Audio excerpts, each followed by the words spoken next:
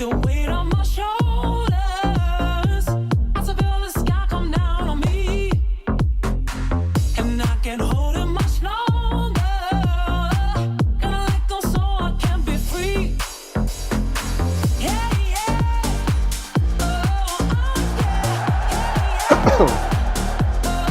Let's get after it. Fraser Friday, FT Live, let's go. Todd, Father, and Kratzy in the same place. I like that. I like that a lot. I'm jealous. I miss you guys. How you doing? Good. How are you? I'm good. I'm good. Busy. Low sleep. You can probably see it in the eye bags, but I'm good. I'm hanging. He's got a good makeup day. Yeah. Good makeup day. You're looking great, Scotty. Although it's not a great bicep angle for you.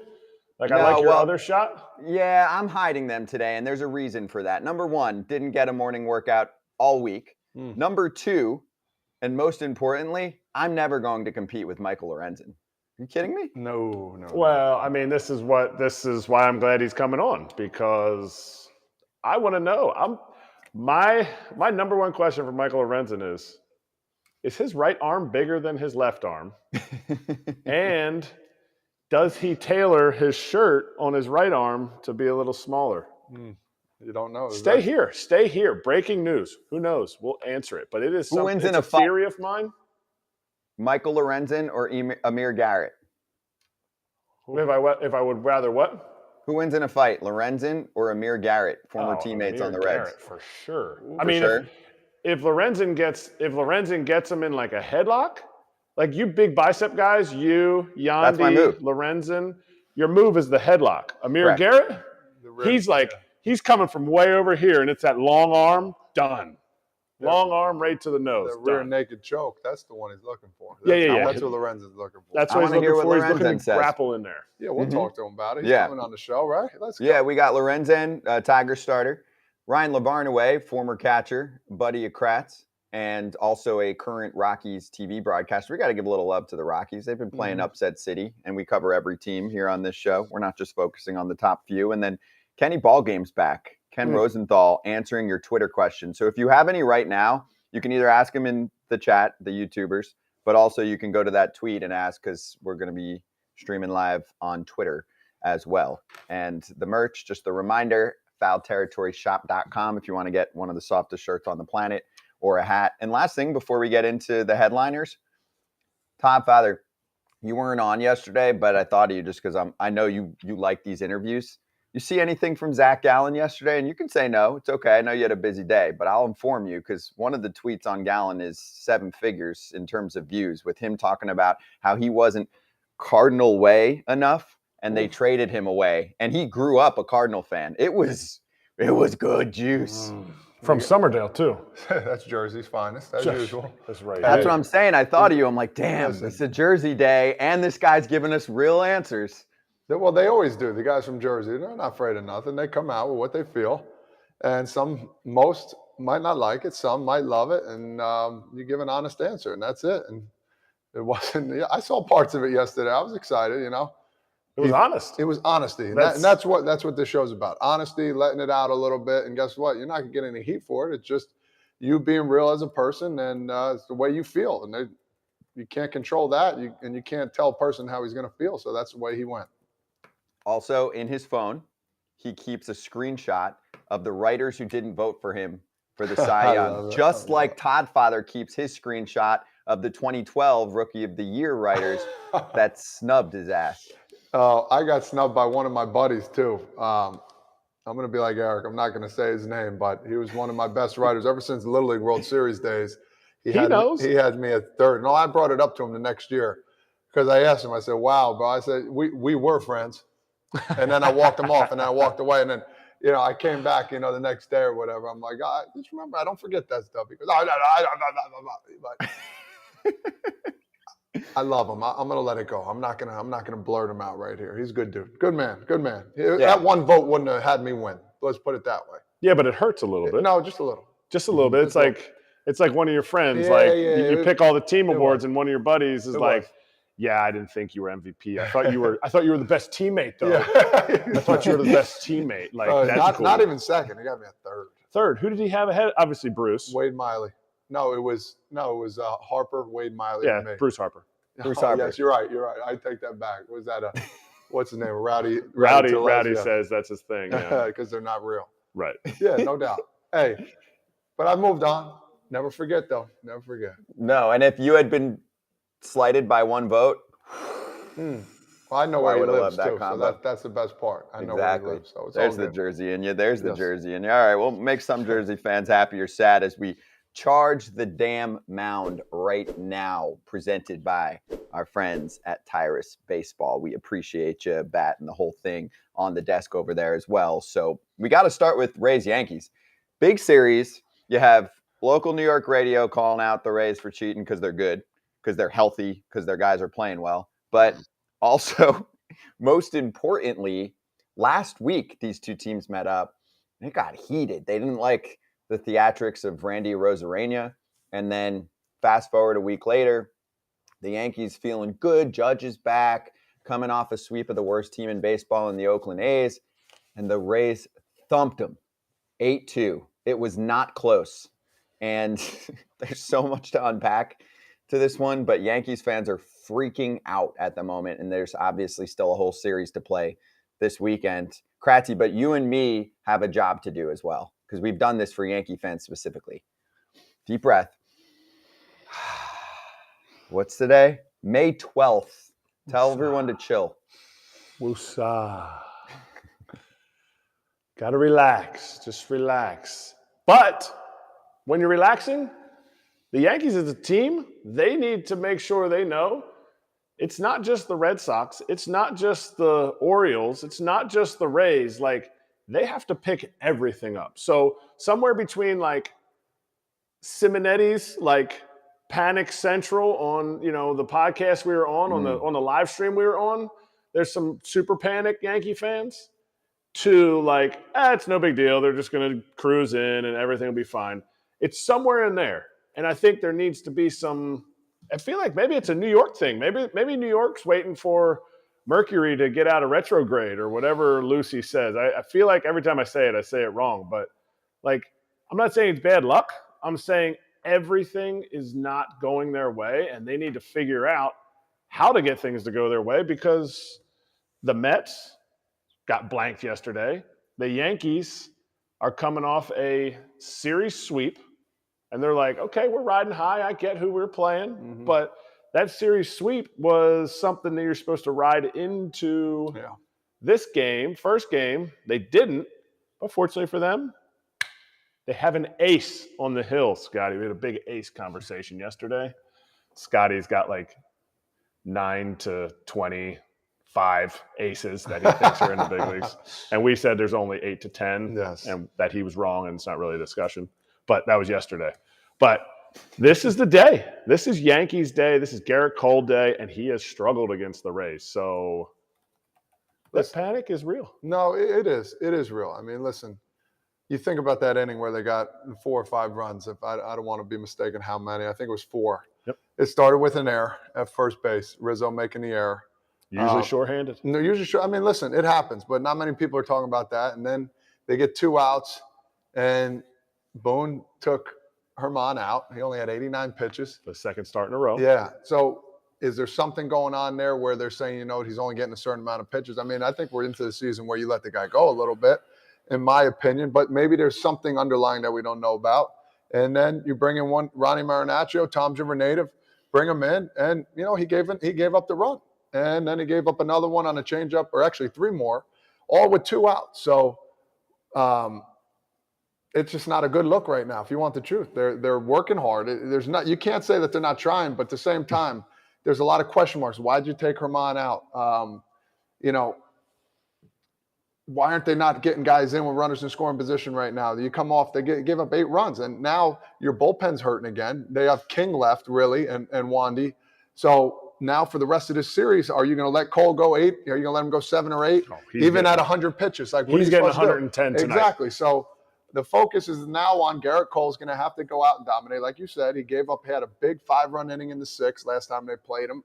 And, the Rays are playing great baseball. There's nothing you can do right now about it. They're a good team. It doesn't matter who they pitch. They're going to put up some runs. So the Yankees are going to have to put up runs back at them. So can't happen in the 9th inning. It's got to happen early and often, as we talk about, Scott. This team's got swag too, the Rays. I mean, they're playing with confidence and they're having fun and they're looking good doing it. Or if they're not looking good, they're at least trying to copy guys like Jose Siri. So you see Jason Adam. went to the jewelry store. Yes, he did. Some new bling in the clubhouse. Rye Bass with the tweet here. He said all the relievers got the bling from, quote, Siri's guy. It was Ryan Thompson's idea. Jason Adams said, ooh, nice. We all want to be like Siri and Wander when we grow up, so we match them with the chain. It's nice. It's tight, too. It's got a tight feel, so you don't forget it's there. I don't like that. I don't like if I was to wear a chain, I've wore one before. I like it loose. It's if I could feel it like touching like my whole neck, Adam's apple area. I'm not a fan of that.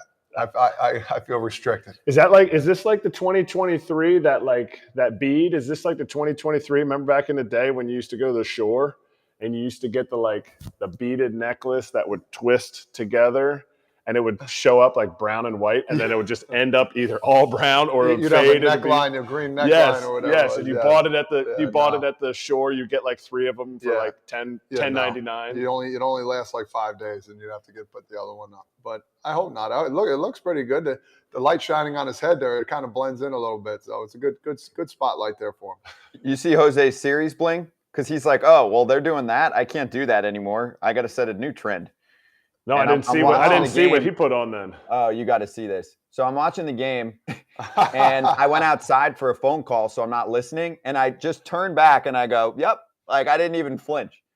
It's Jose Siri, and he's eating one of those bubblegum pops, and then he puts 2 in his head. I mean, this dude's on another level. There's the difference right there between winning and losing. Fun. If the Yankees do that, oh, man. They better be winning. With the score saying 5-0, yeah, they better be winning. Like, I was on a team. They were giving an interview, Fox game. We had lost 2 of the last 3. We were supposed to be a good team, and there's seeds getting thrown at the guy that's giving the interview. Funny, it's just standard. Like, that was the standard thing at that point. And then then we get called in by the GM, by the manager. The whole team got sat down. Not the people that were throwing the seeds, but the whole team got sat down, and it was like, you kidding me? Like, this is how we're playing. Like, we're playing like this, and you're gonna do this kind of stuff. This isn't what, like, maybe just pull the people aside if you really had a problem with it and be like, hey, I kind of didn't agree with this, or like, it actually kind of sent us the opposite way. And guys were kind of like, that was kind of tired for him to yell at all of us. Yeah, just so grab him to the side. But under, like, the charms, gum in the middle, lollipop, easily the best candy that's out there. You're fun. And the blow pop. I love those. The blow pop, the charms blow pop, with easily the best. I'm the watermelon. I like the watermelon ones of the blow pop. Yeah. So after I got my hair cut yesterday. And well done. They have thank you. We'll get that guy. We'll get him. Don't worry about it. Love you, Kev. They have the little guys, and it's like a mystery one. The dum-dums. Oh, yeah. Thank you. Appreciate it. And then they got the blow pops. And my kids are going for the dum-dums. I'm like, yeah, no, they're not seasoned well. And who? My youngest, my 2 boys. They go for the dum-dums. I want the mystery one. I'm like, yo, you're missing out on the watermelon or what's the green one? I blame that on sour apple. No, it is. I blame that on you. If they had a sour apple blow pop, that is the best piece of candy outside of Jolly Rancher, except you get gum afterwards. You do. So it's all right. Hey, more to me. You got to teach them boys better. That's on you. It is. By the way, the Rays are the first team to 30 wins. Drew Rasmussen was great, 7 shutout innings. The one other thing I want to point out, and Judge struck out 3 times out of the 7 Ks for Rasmussen. Whatever, he just came back. I'm not worried, like I said. But the Rays machine is cranking again.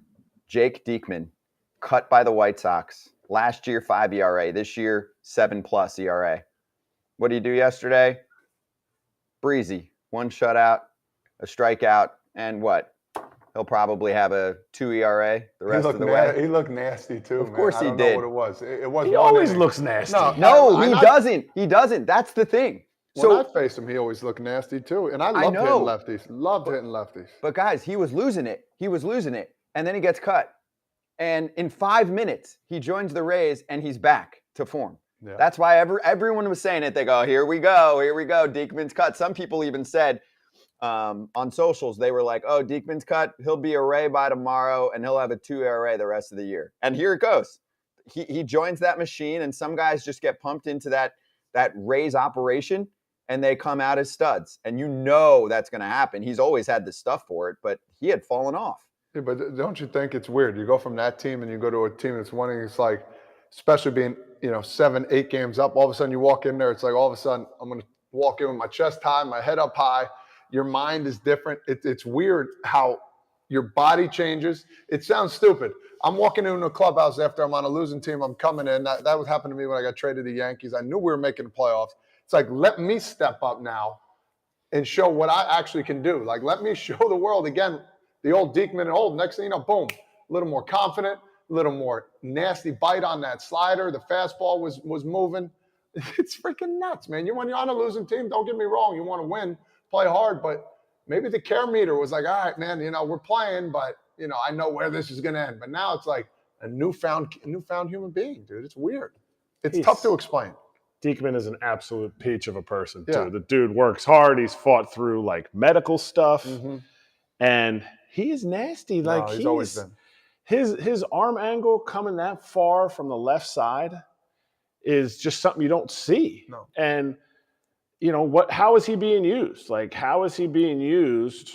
Doesn't matter. Put him in any inning. They don't give a crap. They don't care because I know what that conversation sounded like because I saw it when I went to the Rays. The Dodgers are the same way. And, maybe he was dealing with something. And don't get me wrong, pump the brakes. This is 1 inning. Yeah. You're right. He's not making the All-Star team yet. No, yeah. But like there was a dude last year on the Rays that most people never even heard of. He went 26 straight scoreless before he got hurt. JP Feyereisen. Yeah. He was the throw-in in the Drew Rasmussen trade. Like it's because they give you confidence, and there's nothing. Hitting is a lot of confidence. Sure. Pitching, I think, is more confidence. You have to be 100% locked into what you're throwing because everybody has about the same stuff besides a few people. And if you walk into that clubhouse and your mind's like, yeah, okay, these guys it's not a big deal. I don't have to carry the weight of everybody else. There's probably only 2 people in that clubhouse that are pissed that he's there. Somebody whose buddy just got sent out because he got put on the team. The guy who got sent out. And the guy who got sent out. That's it. Like, everyone else is like, oh, man, thank God I don't have to face Jake Diekman. 100%. I couldn't agree with you anymore. Hey, next up, the Padres have it all on paper. It's not working right now. So they lost yesterday after a first pitch dinger from Fernando Tatis Jr. Like, let's go. Let's set this tone. Correa and the boys came back. Big double from Correa with 2 outs late. That was the difference in this one. So Pods fall 5-3. And I know what we're getting to here, and it's the same thing. And we're in total pump the brakes mode. It's fine. It's not like they're in the Cardinal spot where they're going to have all this digging to do. Like, the Padres are right in the mix. It's just you'd expect them to be better. But again, we are barely into a season. We are not even at the quarter pole of the season yet. But you're playing your rival again this weekend, and you don't get to play your rivals in the division as much as it's been in the past, right? We have the more balanced schedule out there. So Bob Melvin was like, fuck it. Panic button.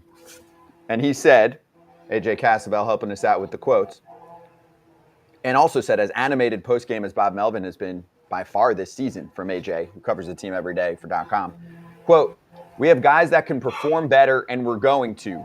But it's time to quit just talking about it. It's time to go out there and do it. Another frustrating game for us, underperforming. I actually love it because he's not pinpointing one person. He's actually going out there and saying, listen, pick it up. Like, let's go. Put a fire under your ass and let's get going here because they do have the pieces. They have everybody they need. And the way they've been playing, man, it's like, all right, they'll have their spurts here and there, but I love the quote by him. Another frustrating game for us. That means multiple. underperforming, that can mean a plethora of people. Like I said, when you start pinpointing one person, then the chitter chatter starts talking. Why me? Yeah, wait, yeah, me. Come on. Exactly. Then all of a sudden somebody worries, but now it's the whole team. Now everybody's looking at each other like, yeah, dog, you, me, we all need to pick it up. Like, let's go. So I love that about him. And he's a quiet dude, man. He has everybody's back, a great players coach. I love him to death. But that quote right there, I think is perfectly said as a manager for a guy who's been there before. And let's see how they do against the Dodgers. You think any of this has to do with the fact that they're going to play the Dodgers? And if they have a zero energy kind of day. Oh yeah. Oh, and now they're like, whoa, we're going in to play the Dodgers? 100%. Dude, this guy was the manager of a terrible franchise that gave him nothing and made so many friends with players. Like, I would have a tough time finding anybody that played for the A's and was like, nah, man, I didn't like Bob Melvin. No, they're like, Billy Beane wasn't a fan. President wasn't a fan. The backed up sewer in the stadium wasn't a fan. And the whole time, Bob Melvin was just like, guys, we got this. And he banded one of the guys I talked to about it. He's like, dude, he was one of the guys that let us band together. But he gave us little things to help us band together. And they gave us, and he is very calculated and very real with his players, which is awesome. So that's a tough. They're flying from Minnesota down to LA to play the Dodgers. Yeah. And so they better get it going. Yeah. Like they need some time they need that flight to think about it. And there's a lot of dudes on that team that can either go up from here, Juan Soto, Manny Machado, or guys that'll cave under this and be like, oh, I think he was talking. Listen, if you think he was talking to you, probably talking to you. He's probably talking to you. And guess what? They got the veteran guys that are like, okay, all right, challenge accepted. Let's go. They're going to come out with some energy tonight. Yep. One more for you before we bring in Kenny Ballgame. Yeah, and that series is going to be awesome. And we'll talk more about Padres-Dodgers later. Yuri Perez, I know there's some Yuri Perez fans out there that are excited for one of the top prospects in the sport to make his debut, and he's just turning 20 years old. We'll get to that. But also from last night to finish what we saw yesterday, 12 punch-outs for Nathan Eovaldi. I get it. I know who you were facing. I understand. It's Oakland. I know you guys are going to say, oh, they were playing a bad team, but he looked good. I'm kidding. I'm making sure you're paying attention, Kratzy. I know you guys are like, the A's don't count when you're playing them. I'm totally kidding. But the real question, and fans are asking in the chat, is Eovaldi back? Because he's got all the talent in the world. And for me, usually, if he's not pitching well, it's probably injury related and he's trying to pitch through it, I mean, the dude throws a billion. He's actually racked up innings now. He's been in the league for a while. And the stuff is still there. It's prime still to me this year, which might be the better signing this offseason for the Rangers than Jacob deGrom. I said it. What's the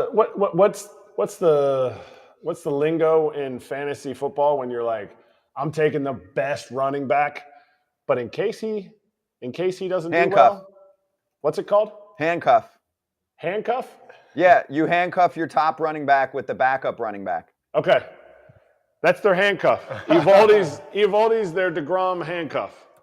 And he's that kind of guy. Like, he's been, I think, voted one time. Let me see. One time he's been a Cy Young votes.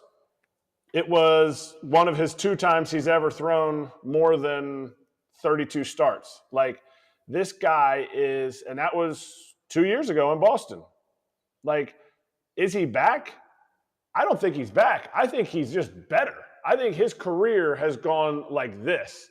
And I think it's also from the type of guy he is, how hard he works.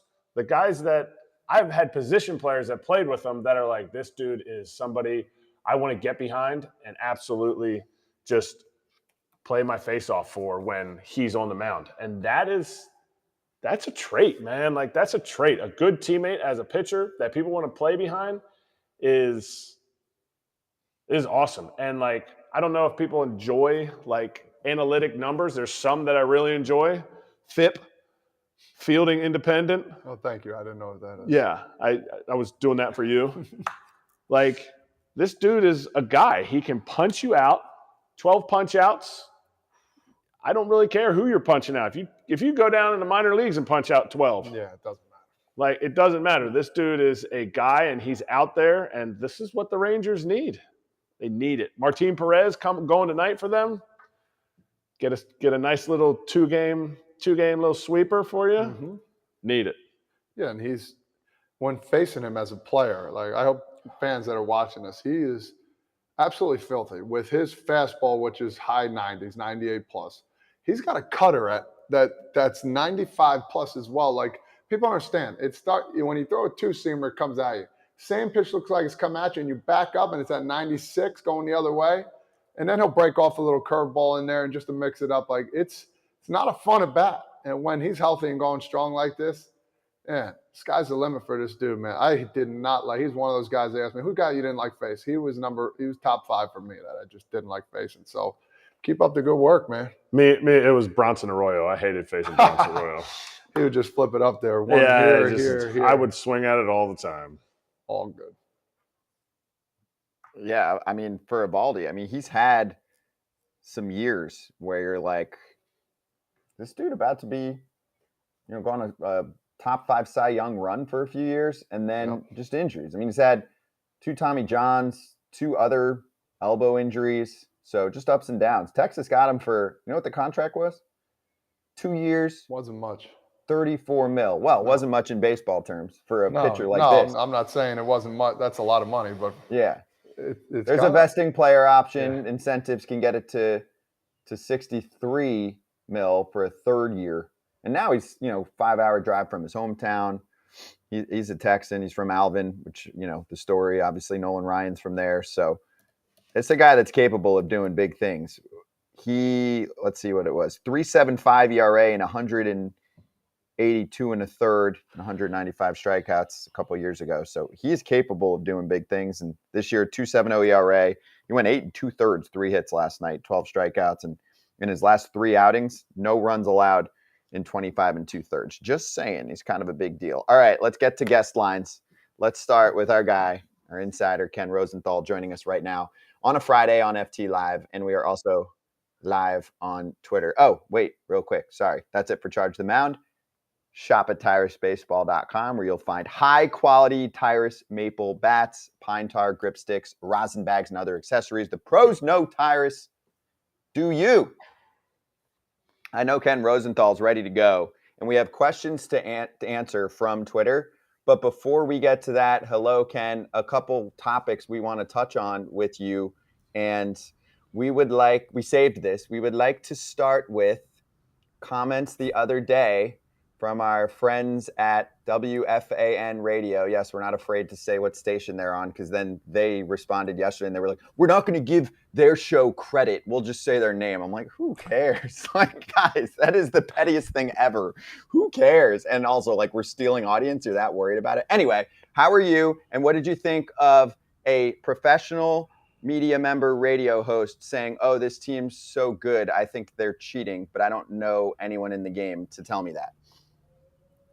Well, I'm good, first of all, Scott, and my reaction to those comments was about what you would imagine. And since we published the initial story on the Astros in The Athletic, Evan Drellick and I wrote it, we've heard from a lot of people, a lot of fans, a lot of players, all kinds of people saying this, that, and the other thing. This team's cheating, that team's cheating. Why don't you guys go report on that?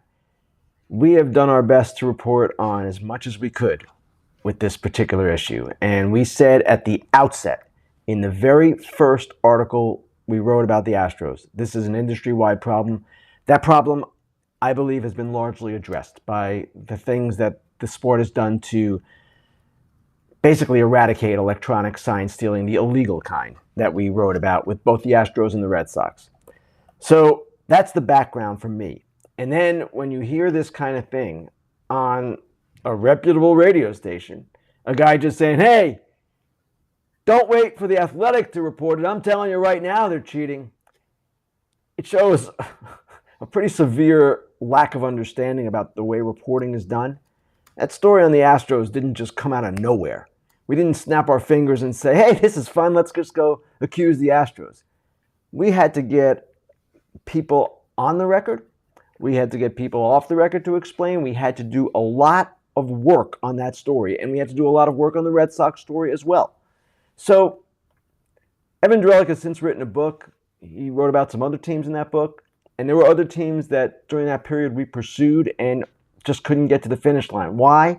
Because you just can't throw stuff out there and act like it's real when you don't have it from a reporting standpoint. Now, I'm fully aware that hosting a radio talk show is much different than being a journalist. All good. But when you say things like that, it just shows no awareness or understanding of the reporting process. And I know I'm on my high horse a little bit here, but at the same time, people need to stop being on their low horses in certain instances like this. Do you feel like this is the same thing we kind of went through, let's say, 2008 to 2012 with steroids? Anytime anybody ever had a good season, probably juicing. Now that's kind of like calm down. Do you feel like this is like the 4 to 6 year window after? I mean, we're farther than that now, but how long do you think this is gonna be? Well, first of all, that host did not say what form of cheating the Rays were engaging in. I don't know what he was talking about. But, Eric, you hit on something here.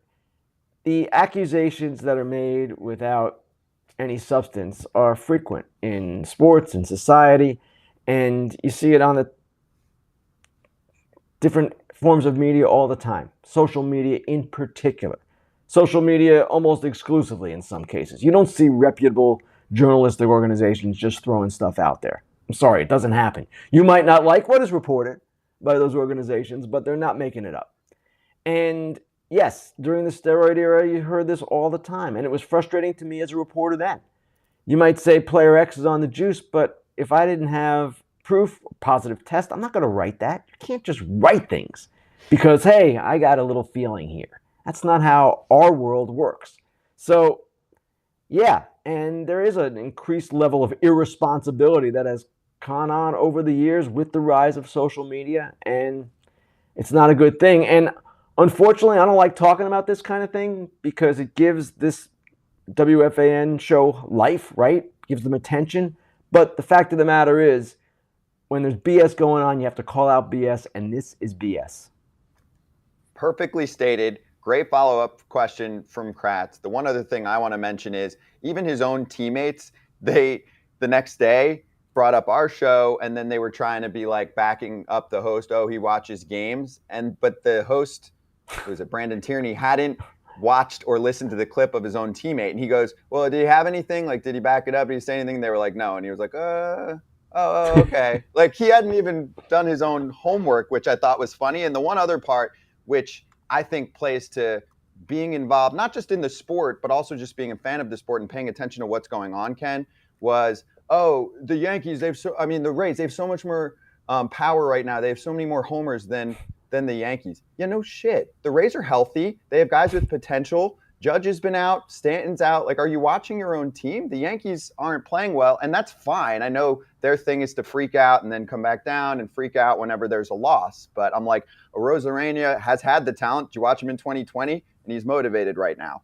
Yandy Diaz has a contract extension, feels more comfortable with the suggestions the Rays are offering because he's got security, trying to lift the ball more homers. They're like, Taylor Waltz, who's this guy? He's been in the league for 5 minutes. He was a great prospect. Now he's playing well. So if you actually watch the games and pay attention to the sport, you can have very thoughtful answers to everything instead of just saying, oh, they're cheating. So I get the other thing Scott is asking, but is when you're a radio talk show host or even to some degree a television analyst who's in the studio all the time, you don't necessarily talk to the people who are involved. What I would like to know as a reporter is what happened with Taylor Walls? Why is he hitting better? What did he do? Mechanical changes? What are the things that he did? Josh Lowe, the same. And the Rays are in New York next week. I'll be back in New York. I'm going to ask some of those questions because these are the things that people do want to know. And it's instructive how players make themselves better now. There are all kinds of things players do. We have a story today in The Athletic by Britt Garoli. It's a really important story. It's about mental health. And it's about how guys now, as opposed to 10, 20 years, 30 years ago, even beyond that, of course, could not get the same access to specialists that they can now. And maybe these guys can get help that it wasn't available to them before. There are other things that players do to help themselves. These are the things, if you want to spend some time and dig in, those are the questions that should be asked. And hopefully people will begin to understand that the Rays do this every single year because they're good. That's why.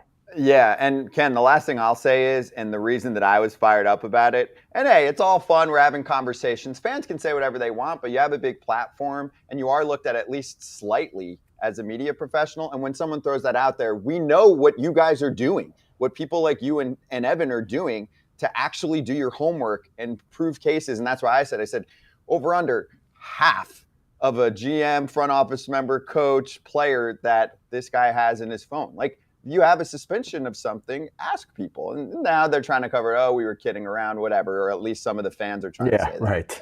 Yeah, okay. So that's why, Ken, some joke. We've worked for TV platforms where we would have not been able to touch this. So I like to be able to talk this out and say, hey, we're doing the real work here, okay? Like, not me. You guys are doing the real work here. If there's a story and there's a problem, you'll look into it. So, okay, I'm stepping off my. Yeah, we're not ignoring issues. I mean, the one thing I'll say about our place, I'll close it here. And again, I'm trying not to get on my high horse. But the Athletic, since we've started in 2017, we have been very aggressive about trying to address as many things as we see that might be wrong with the sport, whether it's minor league pay or electronic sign stealing that is illegal or any issue at all, sticky stuff. We've been at the front of this, and we're not going to stop. So that's what we do. That's our job. But when you hear stuff like this, I think people tend to equate that with what we do, and not just us, other media outlets as well. Many great print outlets covering the sport right now. So that's what bothered me. That's all. All good. I'm going to switch gears here a little bit. First off, you got a nice little goat cheddar hanging out there. Look at you. You must be in a warm area now all of a sudden. They look good, man. Actually, it's my mic. It's my mic, Todd. I got some my skin mic. It's a short there. sleeve I shirt. respect it. I respect it. I have to say one thing here. No human species detects stuff like this like baseball players. If I walk into a clubhouse looking some kind of different than maybe before, player immediately says, hey, what's up with you, man? My hair could be a little long, whatever it is. So anyway, I appreciate that. We're trying to make ourselves feel better by pinpointing stuff out on another person. No, I'm just kidding. But you wrote in The Athletic about Julio Arias. You talked about how nobody's talking about him in free agent wise. I'd like to know why. Like, why is there a reason? He's a really good pitcher. He's phenomenal. He's a guy that anybody would love on their staff. Why is he going unnoticed right now? Well, I don't know that he's going unnoticed, Todd, but really our focus with free agency is Ohtani.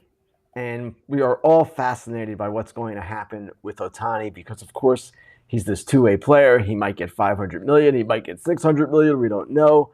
And he's one of the rare players in history. So our fascination with him is perfectly legitimate and justified. Urias is interesting because he is going to hit the market at an extremely young age for an elite starting pitcher. We do not see these guys hit free agency when they are entering their age 27 season, and that's going to be the case for Urias. Last guy to do it, that was a big-time guy, Greg Maddux, 1992. Most elite starting pitchers, when they become free agents, they're in the 29 to 31 range, especially the ones who come from college. It takes them longer to get to 6 years, at least in age-wise, and it's just really rare. So with Urias, what you have here is the potential for a monster deal simply because of his age and, of course, his talent. This guy has been really the Dodgers ace now for the last 2 years, and if you go back to the 2020 postseason, he was extremely valuable then. He had the 2 1/3 inning save in the clincher, the World Series clincher. He is a special cat, and I do expect that he's going to get a monster contract, and the dynamics are interesting too here, guys. So you've got the Dodgers. We all expect that they're going to make a strong run at Ohtani. Most people in the industry believe they are the favorite. But if the Dodgers get Ohtani, then the Angels aren't getting Ohtani, the Padres aren't getting Ohtani, and Urias would be a great fit for both of those teams as well. He's from Mexico, Southern California, of course, the closest area to Mexico in our sport outside of Phoenix, and he just makes perfect sense for those clubs, and the Padres probably need a long-term, younger starter as they go forward. So do the Mets. So do a lot of teams. So I expect that the bidding for him is going to be really spirited, and he's going to be a hot guy come the offseason. Do you think they're going to get more out of him, whoever signs him, in the next few years, or the length of the contract? Because you mentioned his age.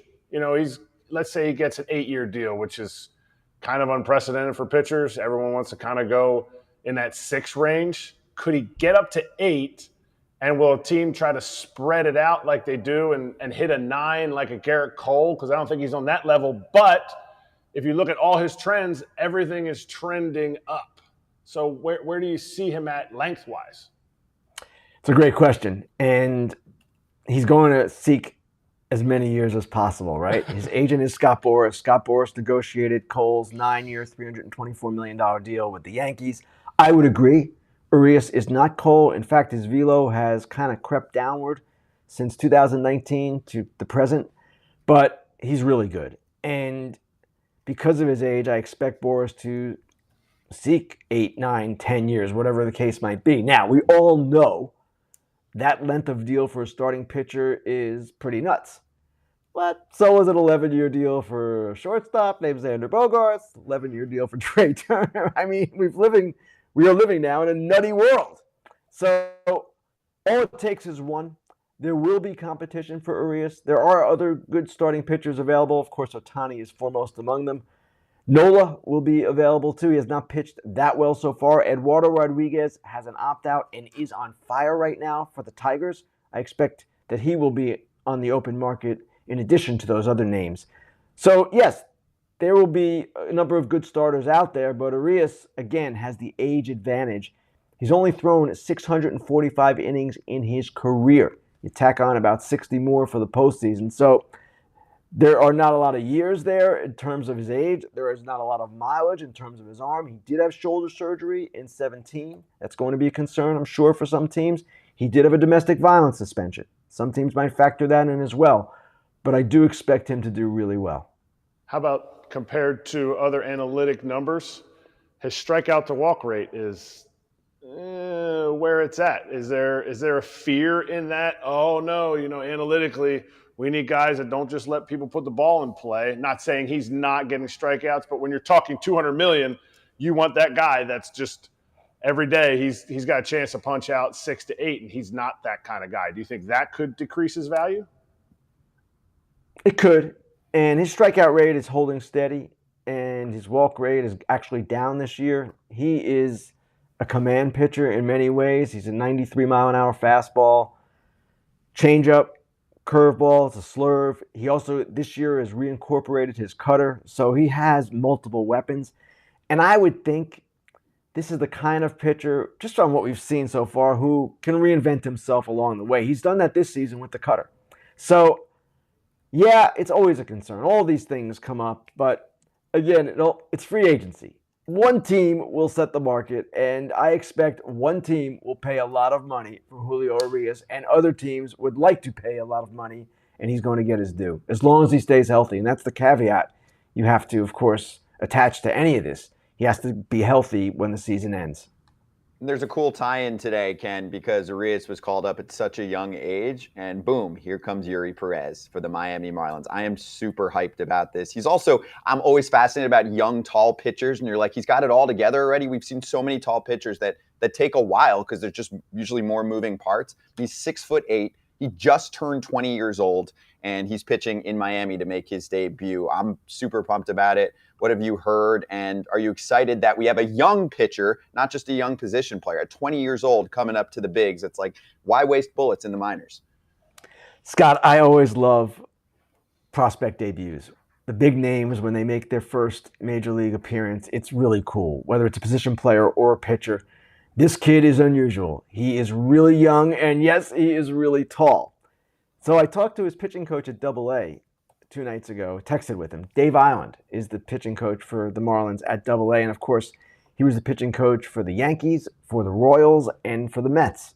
About 11 years in the major leagues. He's seen a lot of great arms and a lot of great young arms. And he told me this kid has the most raw talent of any of them.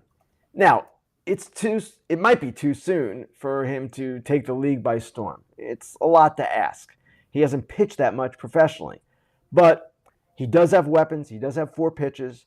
He is a guy that has been touted as the best pitching prospect in baseball by most of the people who rate the prospects. So, yeah, I'm really excited to see him. And on top of all of the talent and the pitch repertoire, Island also said it's a great individual. He is extremely coachable. He's the kind of kid you root for. So you put it all together, and the connection we've seen with Alcantara on the Marlins social media when he broke the news to Yuri about his call-up, and then they posted another video today about Alcantara picking Yuri Perez up at the airport and basically telling him, hey, kid, just do your thing. And they're in the car together on the way back from the airport, and Alcantara's talking to him, and it's really neat to see that conversation. So, yeah, this is a big day, but we all should temper our expectations too, because it's a lot to ask of any young pitcher to come in and take the league by storm. This kid, though, has talent, and we are going to see him, I'm quite certain, for years to come.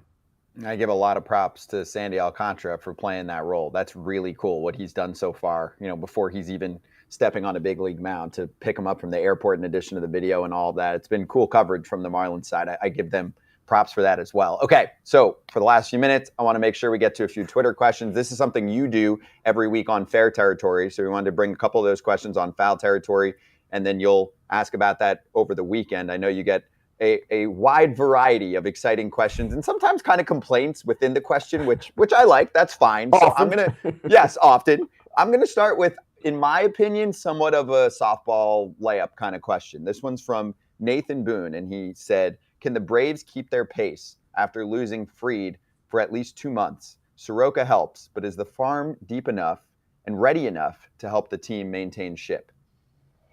Well, we'll see. And obviously, I don't know the answer to that, but if there's any team that can figure it out, the Braves seem to be that team. And you mentioned Soroka, he's coming back. Dylan Dodd has contributed. Jared Schuster opened the season in their rotation as well. They have options. They also have the ability to make a trade at the deadline if necessary. It's certainly disturbing to see Fried and Wright unavailable for a lengthy period. But the Braves are the Braves, and they are kind of the East Coast version of the Dodgers right now. They maintain excellence almost regardless of the odds, what might be happening with their roster, what might be happening with injuries. But certainly, when you lose those 2 guys, it's tough. And it actually adds to the challenge rather significantly. Hey, I got one from JS 9 Innings Media. Do you think Kenley Jansen is a Hall of Famer? I do. And I am a voter who believes closers are people too.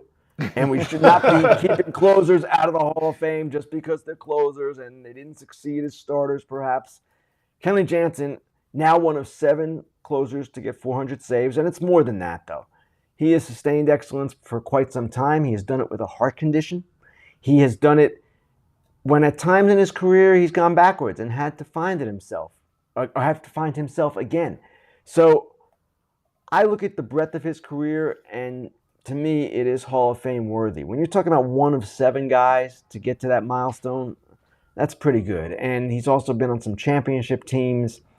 I would expect, I have to look at it closer before I make my final judgment, but I would expect that I'll be voting for him when he becomes eligible. And he has said repeatedly, he has told me this going back to last year, he is not done at the end of this 2-year contract with the Red Sox. He's not done when we think he might be done. He's done as far as he can. He's going to go as far as he can go. And who knows, maybe that's into his 40s. He intends to do that. And he said his wife is supportive. So you know about supportive wives coming Mother's Day here. Like that's a huge part of a career. Absolutely. Even for sports writers. Even for sports writers. I know you mention your wife often, so that's awesome. My question is from that guy Garrett at Gary Stud 94. Will we see a team get a seller, get started early in trading pieces, or will it just be the same story as we wait until July to start selling off pieces? Every season, we start hearing around this time, oh, it's going to be different. Teams might sell. You might see somebody jump out and try to jump the market. And I fall sucker to it and I write it like everybody else, and it never happens. So, generally speaking, teams do not even get serious about trade discussions until mid to late June. They want to evaluate exactly what they have first. Now, I reported this week about the Royals and how they've been talking to teams about different things, mostly about guys who might be DFA'd and if they can get a jump on them if that actually happens and they become available. Those are not the kinds of trades we generally talk about at the deadline. They've also gotten calls on Aroldis Chapman, but what they want to do is what a team in their position should want to do in this situation, which is let Chapman build his value. And as the deadline gets closer and he's presumably pitching well, let him have that place in the market that is really special where you have a number of teams competing for his services. And in the Royals' mind, they might get a higher price. Now, you could say, and this would be a fair point, hey, whoa, if you trade him right now, you get that higher price because you're giving up more club control. You'd have him for 5 months or almost 5 months instead of just 2. Very true. But teams generally are unwilling to make that kind of move at this point because it involves a higher acquisition price. And we all know teams love their prospects, hate to part with them. They do it grudgingly even at the deadline. So generally speaking, they're not willing to do it right now. And a lot more trade deadline conversation going on over the next couple months with Ken. And Ken, we appreciate the time. Let's flip it real quick to the Fair Territory promo, please. Every Monday, got a good viewership the other day. A lot of people chiming in, and the comments, not in addition to the questions for Ken on the show, the comments afterward are always great too, that you can see on YouTube. It's up on podcast too. You can check that out. It's on Ken's page. We'll post it all again as well. Fair Territory every Monday. Ken, enjoy Padres-Dodgers this weekend, right? I will. And Todd, I'm going to go full button to the neck next week on the show. Listen, I like when you have no buttons, man. You know, you live in Jersey now. You're starting to, resemble a Jersey That's guy. right. I got it. I get it. Hey, listen, I'm not mad. I like it. I like it a lot. Uncle Tony likes it. Yeah, I like it. Thanks, Ken. We'll see you next week. Thanks, guys. See ya. Talk soon. Good stuff. Good stuff. That's a great point, and I agree with Ken. You see a baseball player, and they're like, "Yo, you trim the beard a little bit." It's like, yeah, I guess. Hey, we don't miss a beat, man. That's the thing. We're Attention to detail. very, very much so. You see a guy like, if Eric was on my team, he comes on the bus, and it's like, you just trim your nose hairs last night? You know? Seriously, you spend too much time with spend them. too much time. It's like, yo, dog, what are you doing right now? Yeah, And you're like, dog, don't tell anybody. I just tried. I know what you did. All right, I got you. And then in the locker room, like, yo, everybody hear about Eric? And he's like, oh, shit. Yeah, that's just the way it goes. We have fun with it, and you pinpoint what you can because it's too long of a season. You gotta have fun, man. You're living with people, and the best is when you come back from the off season and like dudes get something done, and you're like, "Oh, did you get plugs? Like, did you get plugs?" And you're like, "What do you mean? I dyed my hair. Like, it's my natural color." What? Shut up, man. Yeah, You'll shut up, man. Don't tell anybody. Yo, be quiet. Oh, I'm telling everybody. Hey, before we bring in our next guest, and just for everyone, if you're just tuning in, Michael Lorenzen, Tigers starter, is going to join us in about a half hour. Before that, we're going to have Ryan Lavarnway, former big league catcher, former World Series champ. But I'm impressed with Ken's clapback on the radio host's Rays BS. That was good.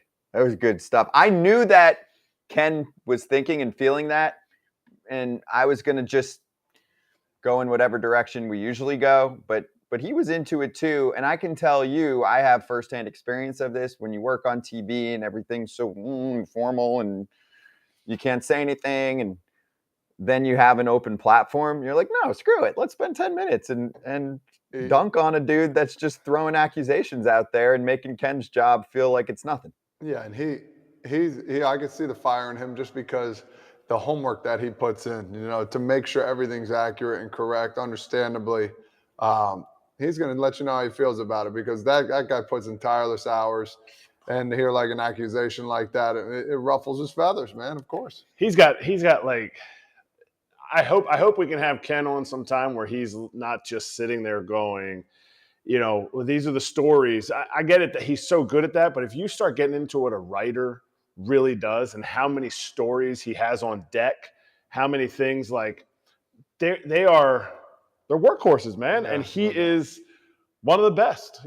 Tim Brown, other guys that like are really like they're constantly in the game and respected. That means they're doing their work. Like, and it's something that I hope we can get into someday with Ken, but he's always got so many scoops. Like, I want to hear about Urias. I want to hear, we didn't even get to it. I wanted him to talk about Jaron Duran. Like, that guy is a tatted up, jacked stud who rakes and flies around the field with the Red Sox. Like, there's so on the field with the Red Sox. Like, there's so much I'd love to get into. Good news, though. Ken's on multiple times a week, so we'll get to all of it. That's the good news. Get Ken down here in my studio. He lives close. He's coming. He's coming at some point. He doesn't want to spend 2 hours with you. It's not that. I'm going to stop you there. Same state. He does not live close. Take it from somebody who, when I'm up there, I'm usually coming from Brooklyn, Todd Father. Do you know how long it takes me to get there and back? No. You don't even want to know. No, I know you, but he's in Jersey. It might take an hour and a half. No, I know where he's from. Right. He might shave 45-ish off what I'm dealing with. Clean. Yeah, I know. He's on the other side. He doesn't have to deal with a bridge or a tunnel. So you're right. It's like a catcher. I didn't pick that position. You did. Not my fault. You wanted to be a catcher. It was my fault. I wasn't athletic enough. Yeah, believe me, every catcher wants to play short. You picked where you wanted to live, man. You didn't want to take the train into New York from Jersey. It's all good, man. I'm not mad at you. Train? Wait, real quick. Train? Is there a train station in Toms River? Because if there was, I would love to use it. There is not. Sorry. There's nothing here, including cell service. Closest train station I looked, it is Listen, that's not not me. close. The train goes. Trust me, I'm just as Jersey, not just as Jersey, but I know Jersey. God. There's no trains to Toms River. Sorry. Let me tell you. Okay. And what are the people taking Hoboken? The subway? What the heck is it? The Path. The Path. Whatever. Yeah. That's why I don't live there either. Nope, you're good. You got your spot. We're good. You can take a sailboat from Scott's place to your place. That might be quicker. It might be. People do. They park their car like in Point Pleasant, like 20 minutes away from here, and take the bus in. That's what they do. Bus in, bus out. Not a bus guy. I'll do anything else. Not a bus guy. Well, you could sleep on it. Whatever. Weird. Let's move on. Thank you. Bus with the teammates, okay. Bus with randos might have some problems. Anyway. Ryan Lavarnway joining us right now. Excited to chat. Former big league catcher, World Series champ, rookie Rockies TV broadcaster, R. Lavarnway on IG, and already Kratz is trolling him. So you take over, Kratz. You say hello. I don't need to say hello to this guy. This guy is like a world traveler. Look at that hair. Look at that. I mean, that hair is something that I hope the podcast people can see it through the podcast. What this guy's bringing, he's been rocking a goatee since like 98. Like Lavarnway and the goatee is like Big Papi in the beard. Like very few people rock the goatee, but he's got his own Kratz hats back there too. But he only supports his big league hats. Like we got to do some minor league hats here, kid. Like, come on. Hey guys, good to see you. Oh, that's great. Big fan of the show. Thanks for having me on. Listen, that's awesome, man. I want to drive right into it, man. First off, last time I saw you, we were in the Olympics, man. I want you to go right into that first and foremost, because I talk about it all the time, how awesome that was, the experience of playing in the trials and then going to Japan. Dive into that right away, because I've talked about it way too much. Was a great experience. The Olympics was incredible. And for me, I played for Israel. You played for USA. So it was a little bit different experience. You guys were really competing for gold. We were trying to make sure we won a game and won the first game ever for Israel in the Olympics, because Israel hadn't sent any other team in any sport to the Olympics since the 70s. So it was pretty cool to represent Israel there. And I don't know what your favorite part of the Olympics was, but for me, it was the cafeteria and the gym outside of the competition itself. But to see the other athletes in all the other sports, the best in the world at what they do, I loved that part. What about you? Yeah, did you see in the weight room the guys that were actually heavy power lifters? Did you see the women and the men in there? Like their warm up session was like my max out on anything possible that Eric and I combined could do. How I sat there for an hour just watching them warm up. I thought that was fascinating. Well, I felt a little emasculated in that gym because as a baseball player, you're sitting on your foam roll, you got your little 5-pound shoulder weights in the corner, and in your eye shot, you have the gymnastics team from Argentina, you have the power lifters from New Zealand, you have the basketball players from France on the elliptical or on the treadmill, and you had the softball players from Mexico doing medicine ball tosses in the wall, and you had all these different sports with all the different uniforms on, and everybody's in their team colors, their team issued gear, and it was just so cool to me. Did you end up on the ping pong table downstairs from the gym too? Oh, of course. I battled against who was it? Oh my God! On the Korean team, the boys from South Korea, man. They were kicking my butt, man. Team Israel ended up in a battle with the water polo team from South Africa for a while. All right, dude, it was pretty awesome. I'm telling you, we would eat, Eric, and I'm telling you right now in the cafeteria, and you'd be there for an hour, just fascinated by the different bodies you saw. You know, from the size to the shape. I mean, you've been from countries I've never even heard of. So I mean, that was like you said, the lifting part, but the cafeteria was phenomenal. Yes, I mean, it was the COVID Olympics, so those were the two places we really got to interact with the other congregations. Yeah, it was a beautiful thing, man. Yeah, he said about countries that he's never even heard of. Now, were these countries that he's never heard of? Have you eaten your fancy dinners in all of these countries? No, I wish, and I added a lot of countries to the bucket list of where I want to travel to and eat their food. Kratzy knows that my wife and I, we like to travel and eat all over. That's our hobby. Lavarnway, how many of the top 10 in the world have you checked off your list of best restaurants, or is it best food? We follow the Michelin star guideline and the San Pellegrino best 50 in the world. We've hit, I think, 9 or 10 of the top 50 so far. Wow, dude, that's pretty cool. You know, people have their little fads. You know, they collect things.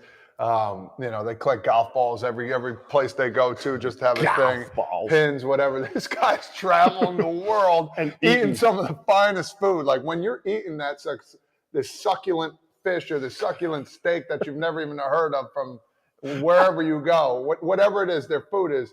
Are you just taking like every bite, just like, oh my God, this is heaven? Like, are you like that into? Is there anything you've eaten where you're like, I can't believe this is a top 10 food place? Like, there's got to be one that you're like, shoot. No, I mean, for the most part, I try not to be too hoity-toity about it, right? Like, I enjoy it in the moment, and there's some flavor profiles that hit you where you can't even keep your eyes open and taste the full flavor at the same time because both senses don't even work that well. Wow. But I mean, I love a hot dog at the stadium as much as the next guy too. So that's our hobby, and we really enjoy doing it. What is your favorite food? Like if you are stranded on an island, you had one food to choose from for the rest of your life. What are you going to take? One. Ooh, I'm probably going Indian food. Oh wow, really? Although if I was on an island, there's no way I could prepare that. Like tikka masala? Like what are we talking about? Yeah, tikka masala, some saag paneer, some Rogan Josh. Have they ever gotten your? Because I got an order last night on a fundraiser. Have you ever gotten have they ever gone to one of these 9 restaurants and they got your order wrong? Like, is that possible? Great question. A lot of them you don't get to order. You show up and there's a set menu already. They make it for you. Yeah, and we take home the menus. That's our souvenir. That's pretty cool. That's pretty cool. Let's get to the Rockies, though. Yeah, wait, Kratzy, can I start? You're making me hungry, dude. Hey, can I start? You start okay. Over there. He's in Florida, so it really doesn't matter, Lavarnway. So if you don't really like what he's no state income tax, no big deal. Anyway, we just followed each other on Instagram, so this is my new friend right here. Oh, that's right. That's so cute. Ryan, I got some fun stuff like these guys too, but I got to deliver a hard-hitting question to start here. You're doing Rockies TV. You're watching this team more than we are, right? We're bouncing around the league. Convince us the Rockies have a plan. I think the Rockies are better than people give them credit for and better than they've realized and showed so far. some of the veteran players, you've heard them, or maybe you haven't, but I've heard them talk about how they have the talent to surprise some people, and they can pitch when they pitch, and they can hit when they hit. The question for the Rockies has always been, can they pitch at home when they hit, and can they hit on the road when they pitch? And the last 15 days, they've been able to put that together, and we've seen them go 10-5 in the last 15 games, and that's one of the best records in baseball in the last 2 weeks. Whereas April was ugly. April was the worst April in franchise history, and they just weren't putting the pieces of the game together on the same day. They'd either hit and not pitch, or they'd pitch and not play defense or hit. So it's been good to see them put it all together in the last couple of weeks. Who's somebody that we should know about with the Rockies? Because we see what Crone can do. Charlie Blackmon, I feel like every time I see him come to the plate, I'm like, yes, this is the time. Charlie Blackmon, he's going to have 25 triples again. I'm like, oh, wait a minute, it's 2023. Like, Charlie Blackmon's not a spring chicken anymore. Who should we be watching? So Ryan McMahon has, I think, underperformed so far, but he is a really talented, especially hitter, but he's showing almost Gold Glove caliber defense as well. So look for Ryan McMahon to get hot and have a good finish to the season. Also, no surprise to anyone that's paying attention to the league, Elias Diaz is having an amazing season so far. He's already thrown out 9 runners from behind the dish. He's catching the ball well, and he's among the lead leaders in average, RBIs, OPS. I mean, for a catcher to have the offensive production that he's putting together, and he's playing almost every day, which is impressive as well. So you're saying that Diaz and McMahon and Crone are the first ones to get traded from the Rockies. Is that what you're saying? Hopefully not. The Rockies, I think, have one of the 3 or 4, I think, oldest teams in the league if you go by birthday, but they also have 5 or 6 young guys. So as they continue to call up young guys, hopefully the older guys can shepherd them along. But at some point, the fans in Denver aren't okay with a losing team anymore. They've had the lowest attendance in a while, especially April when they weren't winning at all.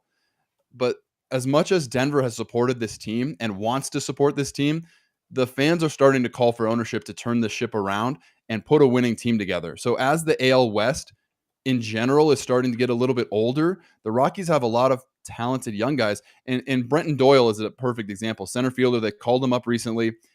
He's touted as a 5-tool player. He had an Oppo home run for his first big league homer. He's stealing bases when the team wasn't stealing bases at all. The rest of the team is starting to come along and get active on the bases as well. But they have some young guys that could be the future of this organization. Yeah, but is this the same ownership that said, I think we're really a 500 team? Like, I couldn't find a quote while you were talking. Like, what does that tell you? Like, that tells you a lot of meh. Like, help me not be meh about the Rockies. Ownership did say that, and that was not a popular thing for them to say. I think what happened was last year they said they were going to win 90 games, and they didn't even come close. So there's ownership says these things at charity events, times when they maybe forget that everything they say will be reproduced and repeated all over town. So I don't know that was the best thing that they could have said to get the fans excited about this team. But I'm an optimist. You know me. We played together, Eric. Oh, yeah. I like to look at the opportunity and what could be. And this team has the ability where they could be pretty good. And they've shown it in the last 15 days. Hey, and why Ezequiel Tovar, the rookie nobody's really talking about right now? Why is that? He's a stud.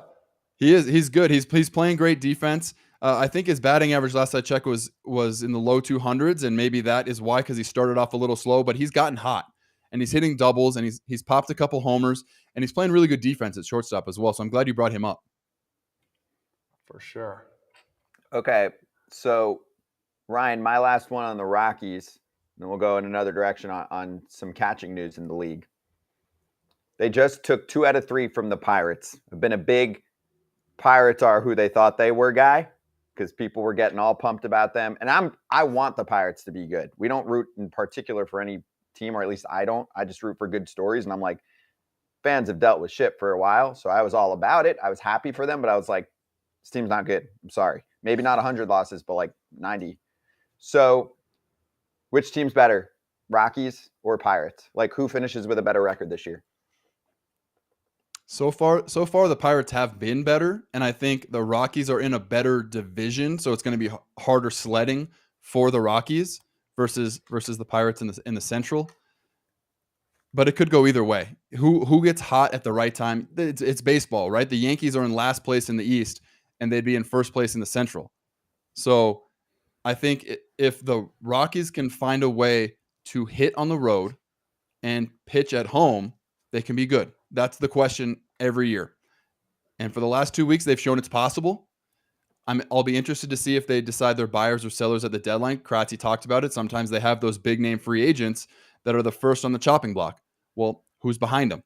Who's in Albuquerque and AAA? So I think it's too early to. I mean, I know that's kind of our job is to make big predictions before it's relevant. But I'm a Rockies guy, so I'll say the Rockies. Let's go. Hey, now say it with your chest. Oh, boy. I've taught you so much. Thank you, Ryan. Damn, he went there. That's tough. Hey, now let's talk about catching a little bit. Scott kind of alluded to it, but Wilson Contreras, man, there's a whole big thing going about him, with the Cardinals, him not being prepared, the pitchers getting frustrated, management, all this type of jazz going on. You as an ex-catcher, I mean, I don't want you exactly to say who's to blame, but I think it's a little everybody. But as a catcher, you're just putting down the sign, really, at the end of the day. You get the call what you're supposed to throw, but isn't it on the pitcher too as well to figure that out? Well, so the Cardinals organization has been spoiled for a long time with Yadier Molina, who, whether he was right or wrong, everything that he said was considered gospel, and people just believed him, right? The pitchers, whether Kratzy will tell you, there's 2 or 3 pitches that could be the right pitch in any given situation. And if Yadi calls it, that's the right pitch. I believe it. I'm going to execute it really well. Wilson Contreras has been a offense-first catcher for his career. He hasn't been a defensive-minded guy, but he's made all-star teams. He's certainly a talented player. They paid him a lot of money to come in and be the next catcher for that franchise. So the fact that he hasn't earned trust yet from the pitching staff, I think, is a bigger issue than the fact that he might not be as prepared as Yadi was. Because if a pitcher throws a pitch they're convicted in, whether it's the right or wrong pitch, it will be executed better than a pitch that's the right pitch that they don't believe. Totally. So they need to buy in, or he needs to do something to get their buy-in, because that's going to go farther than an extra 30 minutes of studying homework before you get to the field. Who do you think's more culpable? The front office who signed him, knowing he is who he thought he was, or the pitching staff for riding on the coattails of Yadi and being like, hey, you know what? Yadi says this, I'm doing it. Like, I'll throw a knuckleball if Yadi thinks it's a good thing to throw. Like, or is it on Wilson? Like, who's most culpable in this situation? Relationships go both ways, right? I know you want me to pin down and blame one person. Relationships go both ways. So Wilson has to show that he is trying. I don't know Wilson, so yeah. I can't speak from experience with him. He needs to prove to them that he cares, and he cares about them and not just his hitting. And the pitching staff needs to understand that he's not Yadier Molina, and he's never going to be Yadier Molina. Don't expect him to be. Respect him for who he is. So there's responsibility on both sides. If you're going to pin me down to choosing one, I'm always the person that wants to take responsibility. When Tucker Barnhart went to Chicago, he started calling the pitchers in the offseason and studying tape with them via phone, via Zoom, before he even showed up to spring training. So he took the initiative on his own. I don't know if Wilson did that or not, but if he did, that would have gone a long way. And if he hasn't, then he needs to start earning trust on a daily basis. Is Yadier Molina a Hall of Famer? Yes. You said it really easy. Yes. Is Buster Posey a Hall of Famer? I believe the definition says they changed the way the game was played in the era that they played it. And I think, yes, Buster also did that. But why did it take you longer for Yadi? He didn't play as long. He didn't play as long. Yadier spanned multiple generations.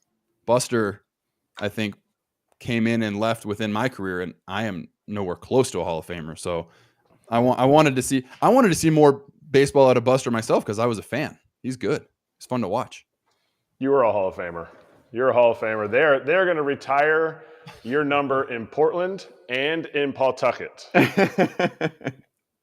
I loved those places. I do. You know what? I did notice when they had me on the single cam here. I have one AAA. These are all helmets, not hats. So I have the Jacksonville Jumbo Shrimp catcher's helmet right there. There's one minor league one up there, and the Melbourne Aces from Australia.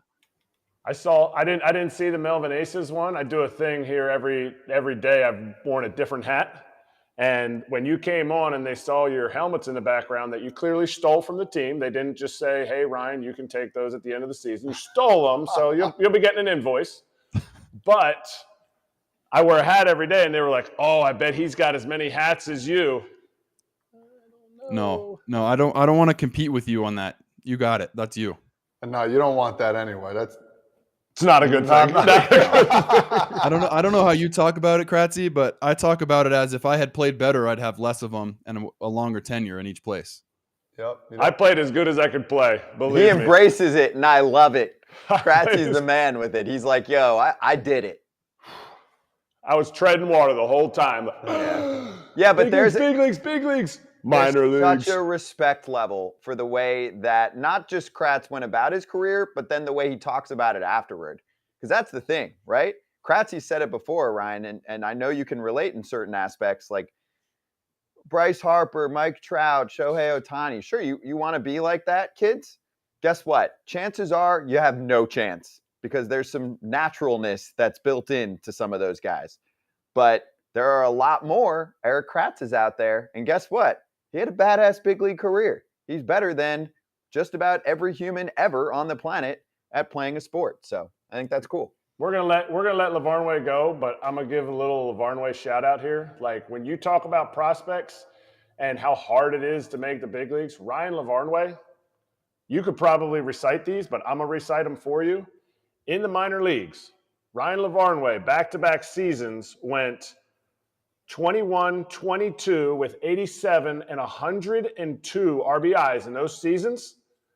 Oh, and then ho-hum, he went 32 the next season. So he went 21-22-32 with 93 stakes. So, and all above 285 too was the lowest that he hit. So, like, give credit. Like, this dude was a star, and he's got a World Series ring, and I see that bottle of Aces above you too. So wait, and one well more done. thing, Kratzy. This is how I want to finish because I want to get one fan question in there. Jackson goes, "Did teammates give you grief for going to Yale?" Yes. All the time. Easy. Especially when I said something stupid. A lot of pressure. Smart. Before I leave, I want to shout out Kratzy here because Kratzy was a guy I played against and was compared against for a decade before I ever met him in person. And I had heard such wonderful things about him as a dude. And then my teammate time with him was spent when I tore my oblique and he replaced me by 9 a.m. the next day for a day game. So he, as my replacement player or my whatever, took the spot that I had and lost. And he could not have been a better teammate, a better dude. I have so much respect for you, Kratzy. Nothing but love, brother. I appreciate you. You're the best, kid. I appreciate that. We'll get on to the next topic now. You're gonna paint me in a picture that I don't want to be painted in. I'm a bad guy. Haven't you watched FAW blah blah blah radio stuff? I'm a bad guy. He's a hot take guy now.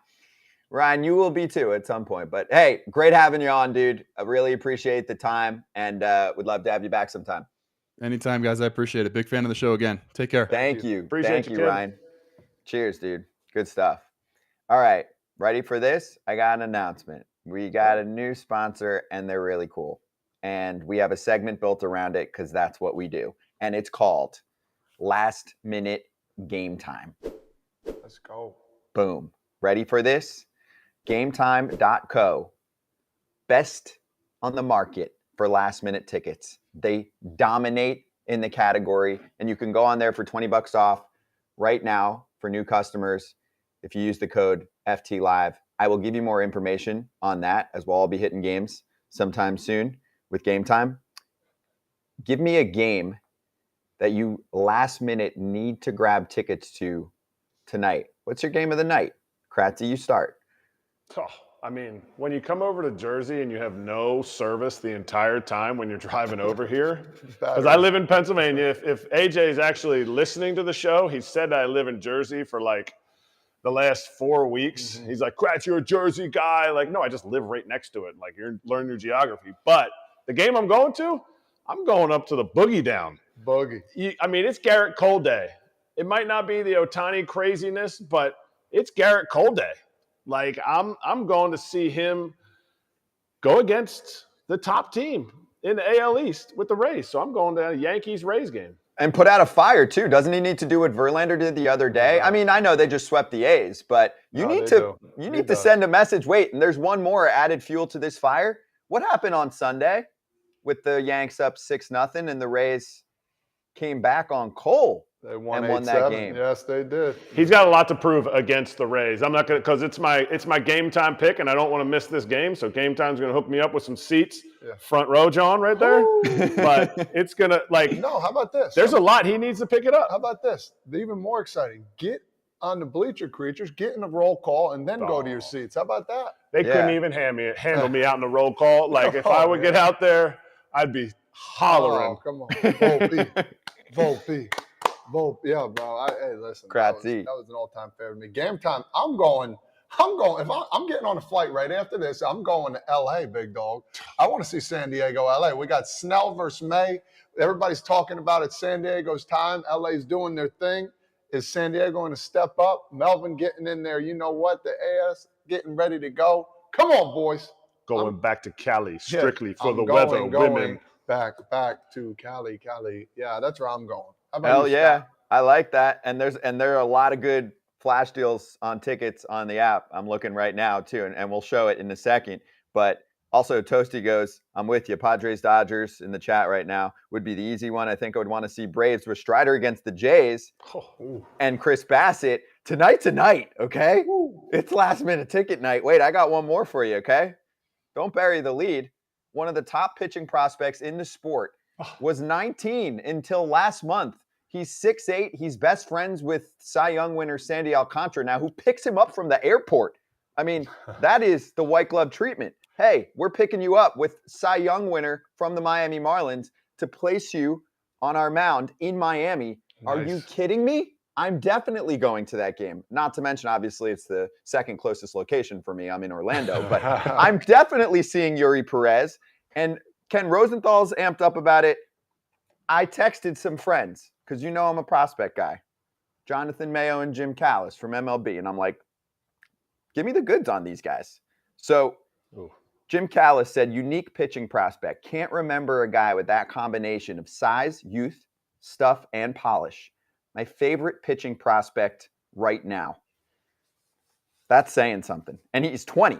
It's not like he's going, he's going to have to develop a lot. Obviously, he's going to develop a lot. He's 20. I mean, he might put on another 2 inches and 30 pounds still in his life. So I am fired up, as you can tell. It's genuine. I've been talking about him all week. There are just not comps to this. And that's what Jonathan Mayo told me too. He's like, you don't have a comp of a guy this young with control who's 6'8". It takes a while usually for those guys. Randy Johnson, look him up. Look up when he got good. It took him like 10 years to figure it all out. You know, Tyler Glass now, tall as shit. Took him a long time. It wasn't just leaving the Pirates and changing up his game plan. A lot of moving parts for someone that tall. This guy could be a unicorn in his own right. I know we talk about that with Ohtani, but look out. So make sure you hit up the Game Time app. We're new friends, and we appreciate the support from Game Time and from you guys. So we got you a little promo code, FT Live. So for example, if you're a new customer, you go into the app, you sign up, you use the promo code, you get $20 off instantly to use. Here's how it works. But you don't need to plan in advance anymore. They dominate the last minute ticket market, dominating. And they have a game time guarantee, which means you always get the best price. Wait, they're doubling down, okay? If you get tickets in the same section and row for less somewhere else, they'll give you credit 110% of the difference. They are puffing out their chest, Kratzy. They're like, oh, you're finding it somewhere else? Okay, good luck with that. It's not happening. As you can see on the app here, very fan-friendly, 360 views of your seats. and you can find tickets in 60 cities across the U.S. and Canada. And there's a lot of cool little perks involved here, and also protection too. Event cancellation protection. You get an auto refund of your money within 5 to 7 days, not just like credits, which some of the other spots, I'm not going to name names, will do, and job loss assurance. You buy a ticket, you lose your job, you show proof of unemployment, they refund it for you. Just trying to be for the people. Very simple. You redeem the code FTLive for $20 off your first purchase. So snag tickets without the stress with Game Time. Download the Game Time app, create an account, use code FTLive, $20 off your first purchase. Terms apply. Again, you create an account, redeem code FTLive, $20 off, download Game Time. Last minute tickets, lowest price, guaranteed. Yes, Toasty goes, I'll have to use Game Time when I do my call tour or my Cali tour early September. So there you go. And Sports Kingdom goes, Kim Eng on the local broadcast recently didn't reveal much about Perez. Yeah, I like that. It's sneaky. So good stuff. Check it out, and we'll talk more about Game Time next week. And I like that. You know, we do a lot of recapping here, but I want to make sure that we're previewing as well. That's important for me. You know, we got to look forward. What's the big stuff from the night? Because we get asked that a lot. They're like, yo, what are you watching tonight? Yeah, that 100%. And I flip back and forth on some games, but there's some big ones tonight, man. I'm going to be flipping a bunch of channels tonight if I got the opportunity to, for sure. I mean, this guy, I have a little bit for my Nerfy pick with Yuri, but so much now, pitching is so much about like just blow cheese, rip it, see if my arm stays together. And when you have a guy that has a below one whip in the minor leagues for his career, like it's something it's not unheard of, but it's something that you're like, I'm probably going to check that game out when I'm normally not going to check out a Reds-Marlins game ever, unless Alcantara's pitching. We'll see what he's got. It's Hell now yeah. or never, baby. Let's Hell go. yeah. And our guest is ready, but there's also another guest who's obviously trolling me even on his freaking off day, because I guess you're not traveling today. What, are you traveling tomorrow? Yeah. For your game? We got a sweaty He just AJ can't stay Krasinski away. in the house. He can't. And I'm like, fly swatter, get him out of here. As if there's not enough shit going on. Where are you going? No, I'm saying, do you have This games? is why you can't have roommates. Astros, White No, Sox. exactly. So what, you're going to Chicago tomorrow morning? Tomorrow morning? All right. Krasinski and Benetti on Fox tomorrow. Oh. All right. Oh, Benetti, the best. Yeah, Hate he's it. great. He's great. Sorry, Better Benetti has did. to work with AJ. All right. And thank you patiently for waiting for the 30 seconds of AJ trolling to our next guest coming on, starting pitcher for the Detroit Tigers, Michael Lorenzen, the most jacked dude in the bigs, joining us at the moment. And they love your hair too. So we'll get into it all. Michael, how you doing, man? I'm doing good. What's up, Frage? How you doing, man? Big Daddy? Good to see you, man. Nice to see you too, dude. Yeah, everything well? Yeah, everything's good.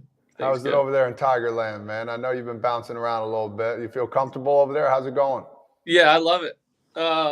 Everything's good here, man. Honestly, it's been better than expected. The people are great. The city's great.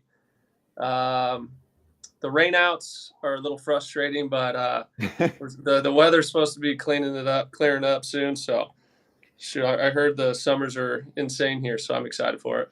Hey, can you give me either your best Todd Frazier story, or do you have a Todd Father impression? I still say all the time, you jerk off just because of Frage. I say it all the time. Was that the line? Oh, that's I great. say it all the time, man. It's so funny. It just came out, man. I was always that guy. What are you doing? You jerk off? And I'd try and bust his balls. We had a good time, man. He was an up and coming star. You know, he was just throw fire. I mean, this guy could hit. I mean, he could hit, dude. And then now he's pitching, hitting. I didn't know what he was doing. So I was like, man, this jackass is going to beat me out of position here, 2 positions. So I was like, what is he doing? No, but he's a good man. You know, awesome stuff. I'm proud of everything you're doing. You're still playing. I'm jealous. Good stuff with you, man. How was it over there in playing with Ohtani too as well? I heard he could be an outfielder. He could do anything he wants over there. Dude, he's the best, man. His personality's great. he's like a little kid. You watch him joke around all day on the TV, and like that's just the way he is behind the scenes. He doesn't take anything too seriously, but dude, he's the man. I mean, Anaheim's my hometown too, so I got to play for the hometown team. I know you did a couple times, Frage, but yeah, I got to play for the hometown team and to play with Shohei. He's the real deal, dude. Did he give you any tips, or did you give him any tips actually about hitting and pitching? Yeah, I always let him know I was first. Yeah, so that's how it started. You kick-started the trend, and then next thing you know, it's like, hey, man, maybe I should start that up, seeing what you're doing, man. That's awesome. Hey, you were Ohtani before Ohtani, and you played in the outfield. Like, I was looking back, I think it was 2019? 2019. Yeah, you played 29 games in the outfield. So did you tell Ohtani last year, dude, when are you going to grab a glove and get in the outfield, man? You're slacking. Yeah, I said, what about a three-way player, bro? Come on now. What about a three-way? You got 6 starts in center field, dude. Hell yeah. Do you miss it? Do you wish you were doing that still?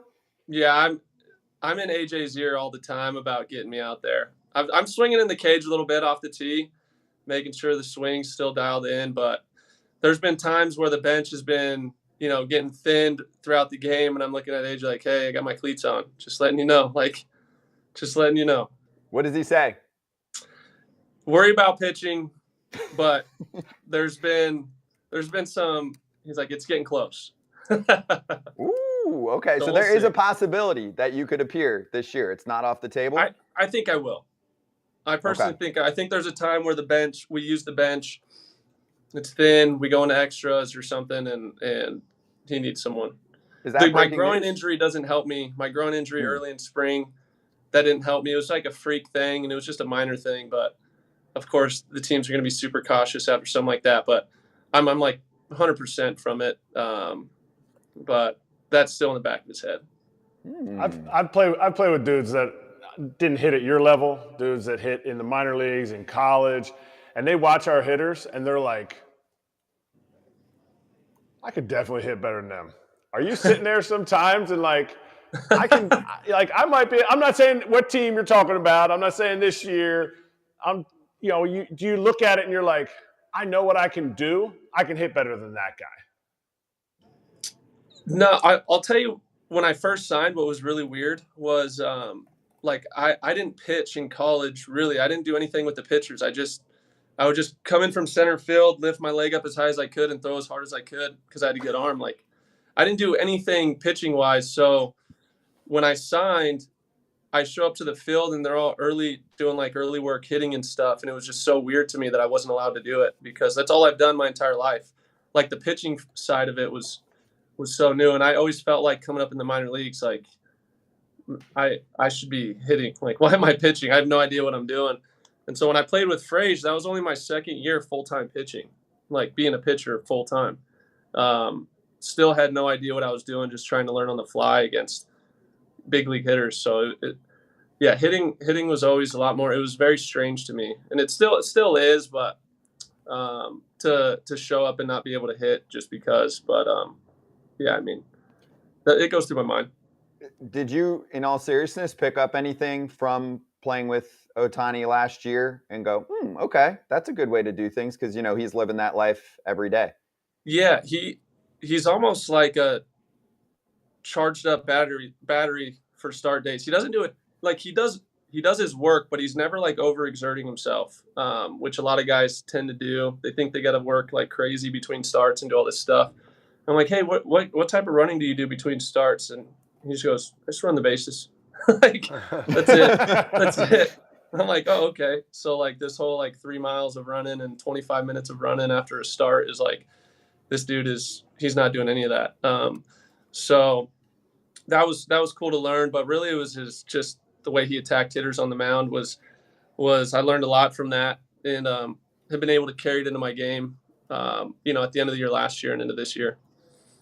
Hey, now this is pretty funny because remember when spring training, you're talking about running and stuff, and now the only thing I can think of is you working out on the beach. Remember when we found those videos in spring training and they posted you? And I remember it was like your first couple, I don't remember what year it was.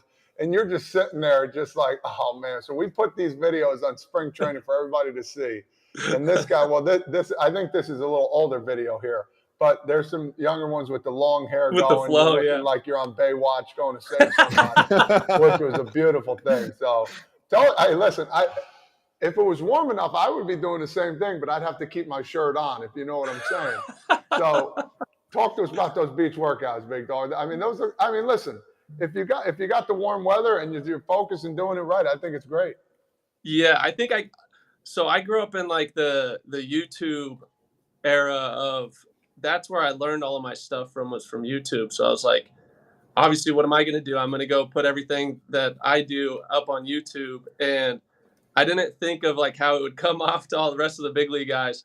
But that was it. It was like, yeah, I grew up watching all these cool videos on YouTube of guys working out, and like I copy all those workouts. So I'm going to do one of my own. And yeah, that's kind of where that inspiration came from. But yeah, I got worn out pretty good for it. But I'm still doing them. Good for you. Yeah, and you're still in the show too. So that's kind of like what we're trying to show here with this show. Like, we'll wear each other out. So I'm gonna come from like a competitor's standpoint, playing against you, watching you hit dingers against us with the Brewers. I think you hit like 3 dingers in like 2 at-bats. But you would always get out on the mound, and I always looked at it. I talked to all the guys that I played with. You're out on the mound, and I'm like, I bet even this year when I saw you pitching some of the cold games in Detroit, I think his right arm is bigger than his left arm. And if it's not, are you tailoring your jersey on the right side to be a little shorter? This is an honest show. We got to be honest. So yeah, for sure. No, my right arm's definitely bigger than my left. And then if you think about like all the band work that I'm doing before, I'm doing it on my right, so I'm getting a pump in too. So it's already naturally bigger, but then I got some blood flowing, and I got a pump in the right, so it makes it look, that much bigger. But it's definitely bigger. I don't get the jersey tailored to fit the sleeve like that. It's just bigger. The right arm's just bigger. And the follow that I have with this, I don't know if our producer can switch cameras so that you can see Scotty Braun right now.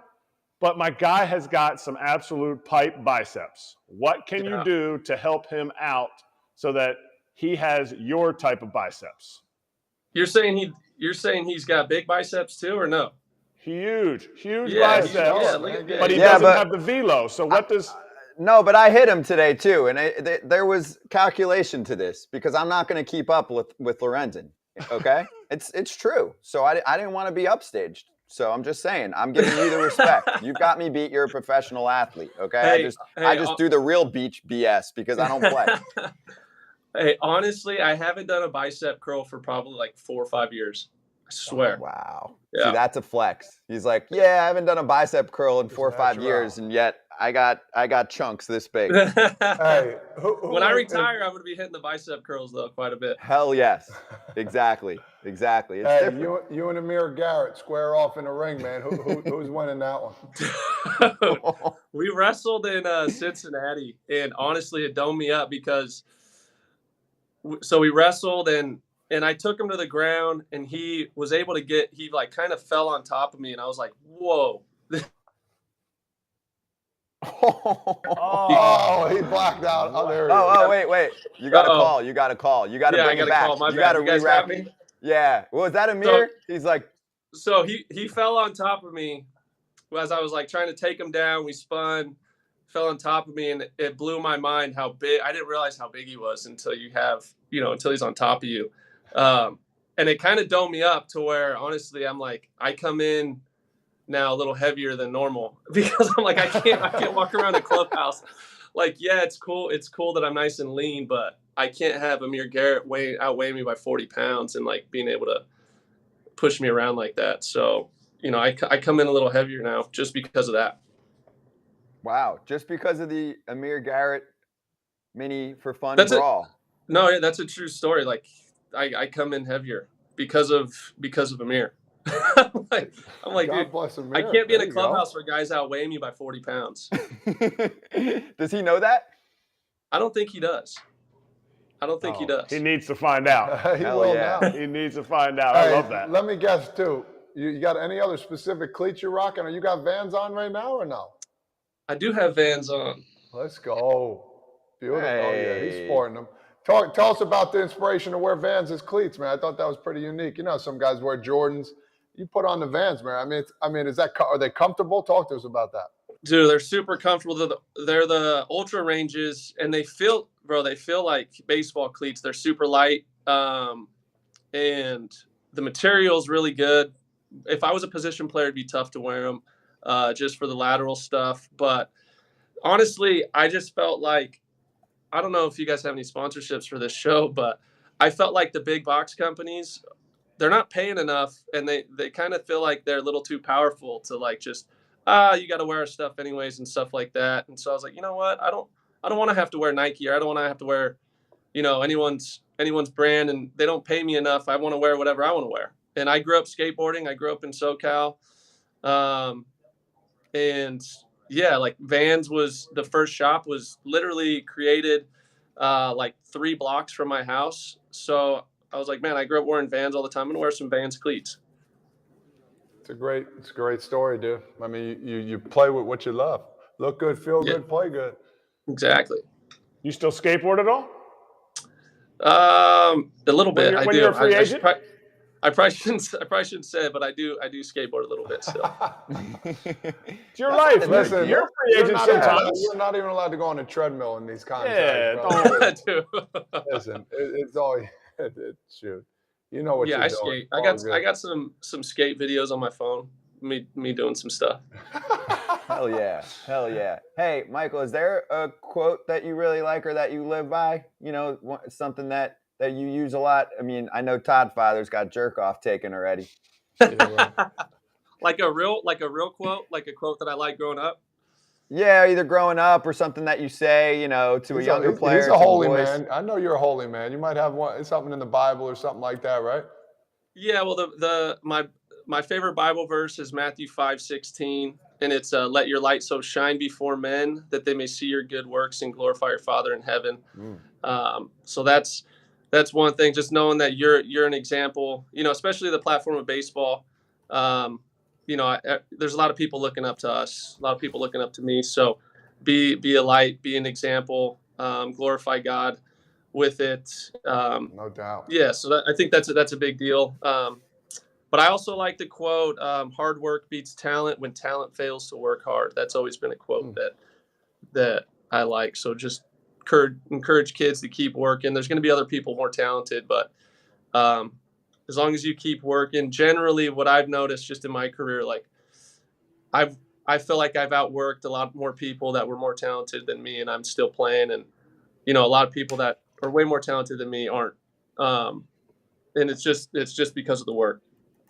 Hell yeah, I love that. So on the topic of setting examples, I think the game is evolving in a good way for people to be able to do what they want, say what they want, express how they want to express. So it's kind of a 2-pronged question, because I know for someone like you'll spend 20 minutes and talk about like breathing and you're a grunter, right? Like you'll make noises, do the whole thing, and like you'll go over, no, there's a science to this. The other side of this is when Wander Franco flips a baseball and it's like, oh, you're setting a bad example for the kids. I'm like, but are you? Like, because you're also promoting it to have fun and live your life. So what's your take on all of that?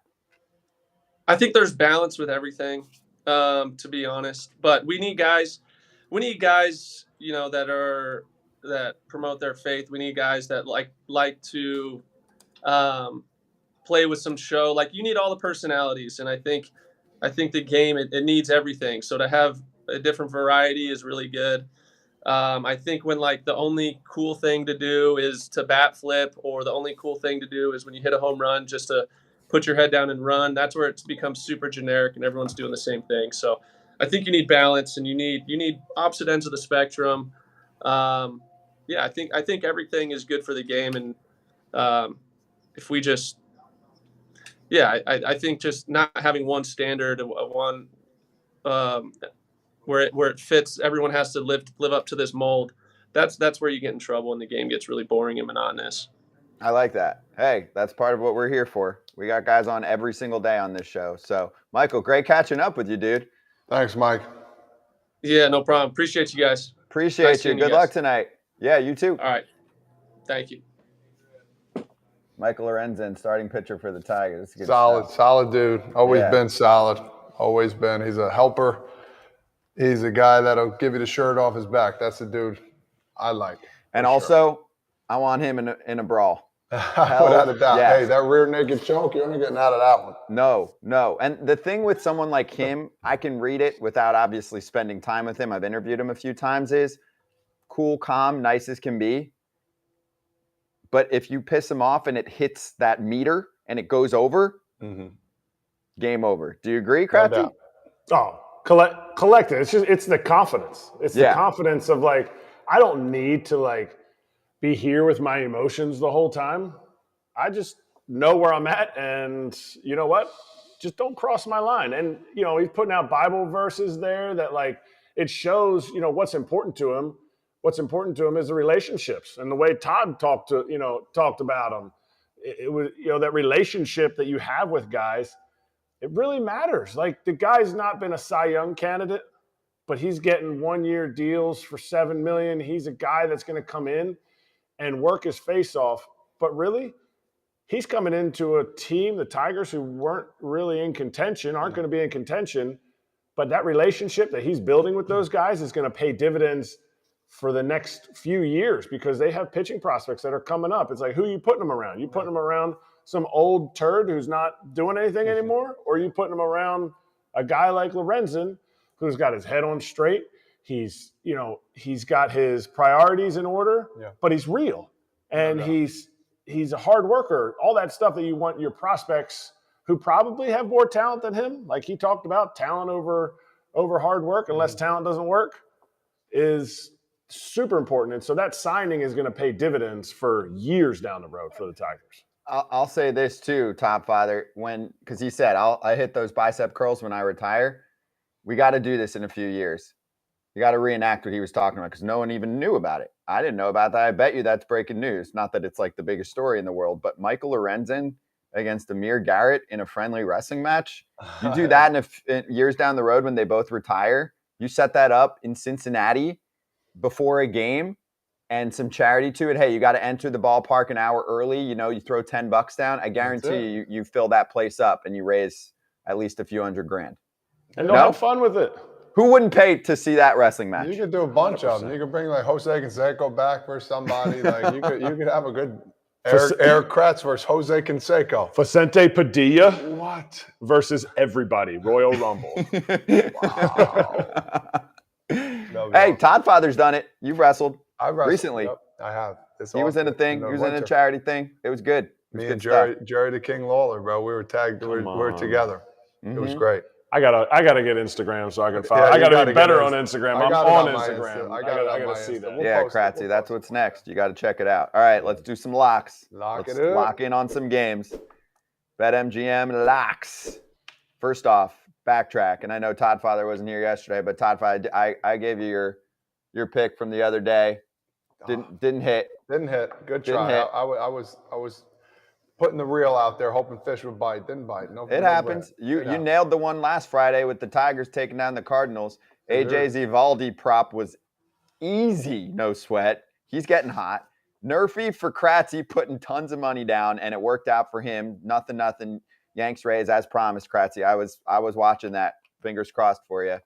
And yeah, I hit a little snag again. So I've been just hovering around the 500 mark. It's pissing me off, but anyway. There's your money bags, and now let's get after it on Nerfy Friday. Your BetMGM locks for Friday. I need to take a breath from talking. So who wants to start from you two that are together? Well, first of all, you're not hovering around 500. Todd will go, but you're not. You're solid. 19 and 12. Like you got to be proud of yourself. You got to ride. You got to ride the 500s right now. Yeah. And you're about to get hot. Like you don't wear this is Hat Fridays for like you didn't do your hair. You put more into your prep.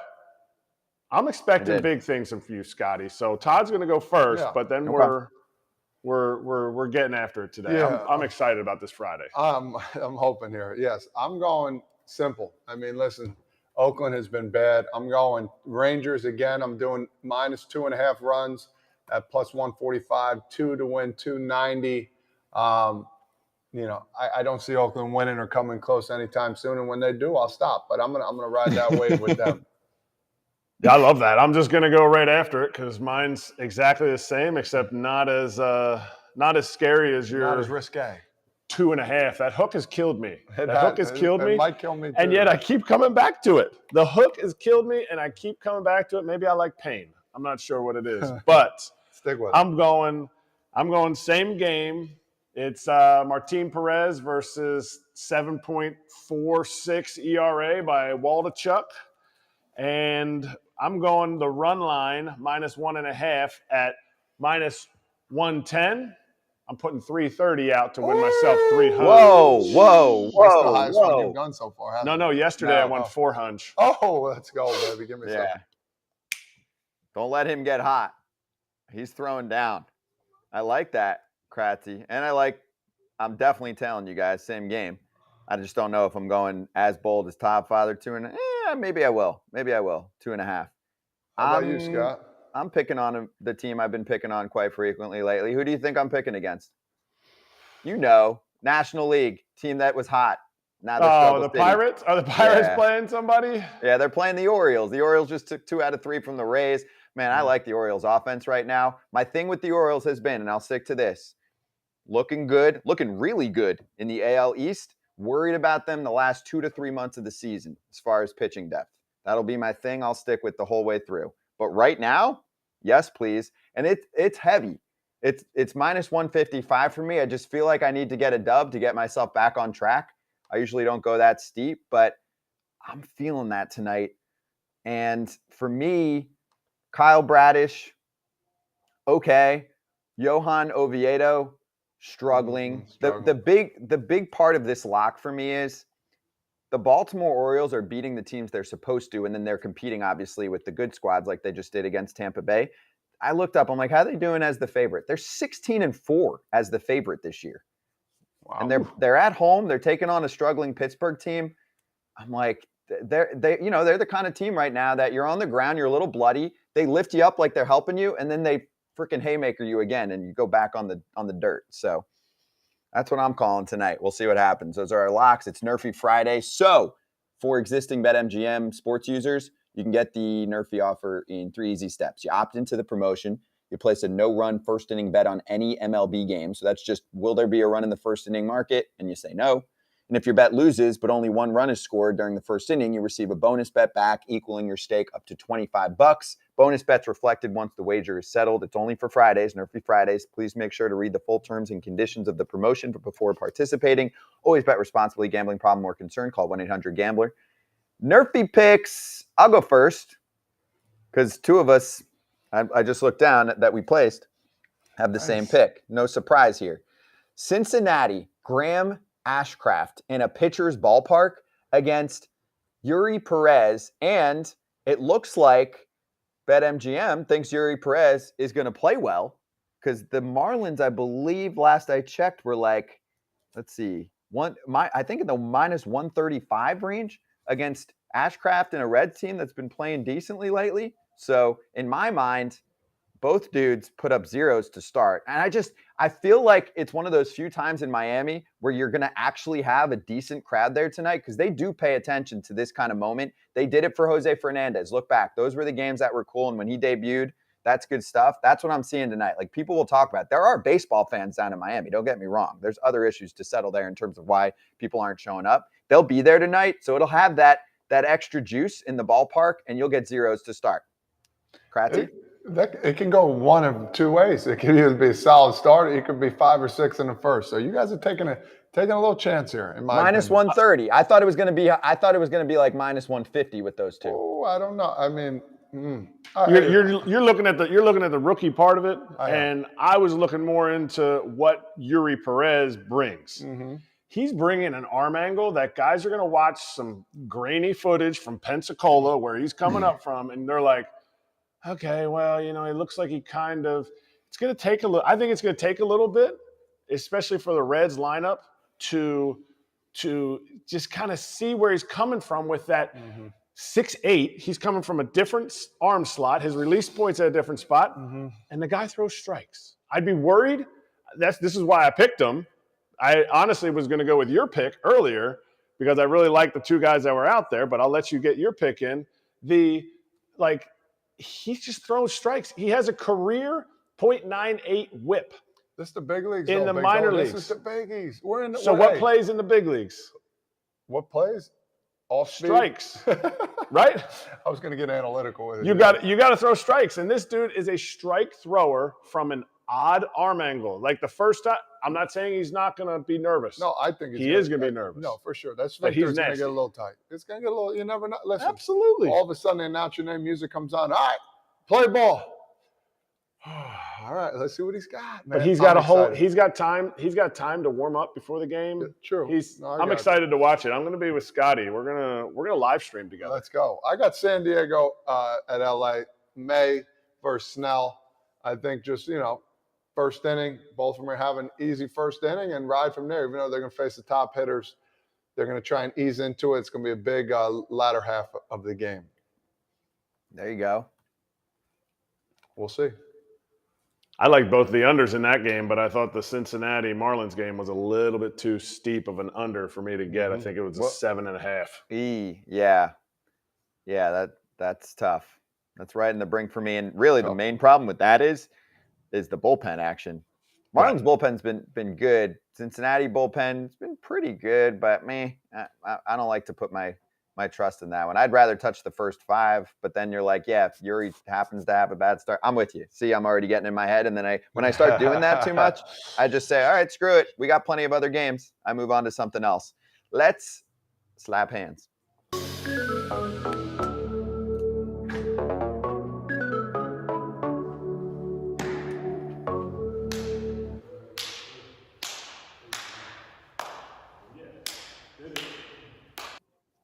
We each have something good. So, Kratz Hats, you go first, and then I've got a video to show everyone. Okay, so my slap hands is a video that happened on this day. I am not sure what year. I think 2001. We're going to go to Chicago, and the Cubs are playing the Brewers. Wind may or may not have been blowing out, but hopefully we can pull the video up here, and I'll kind of just let the video play. Oh my! I like the blue shoes better. Way out of here. He hit it on the roof. He hit it to the roof across the street. I have never seen that.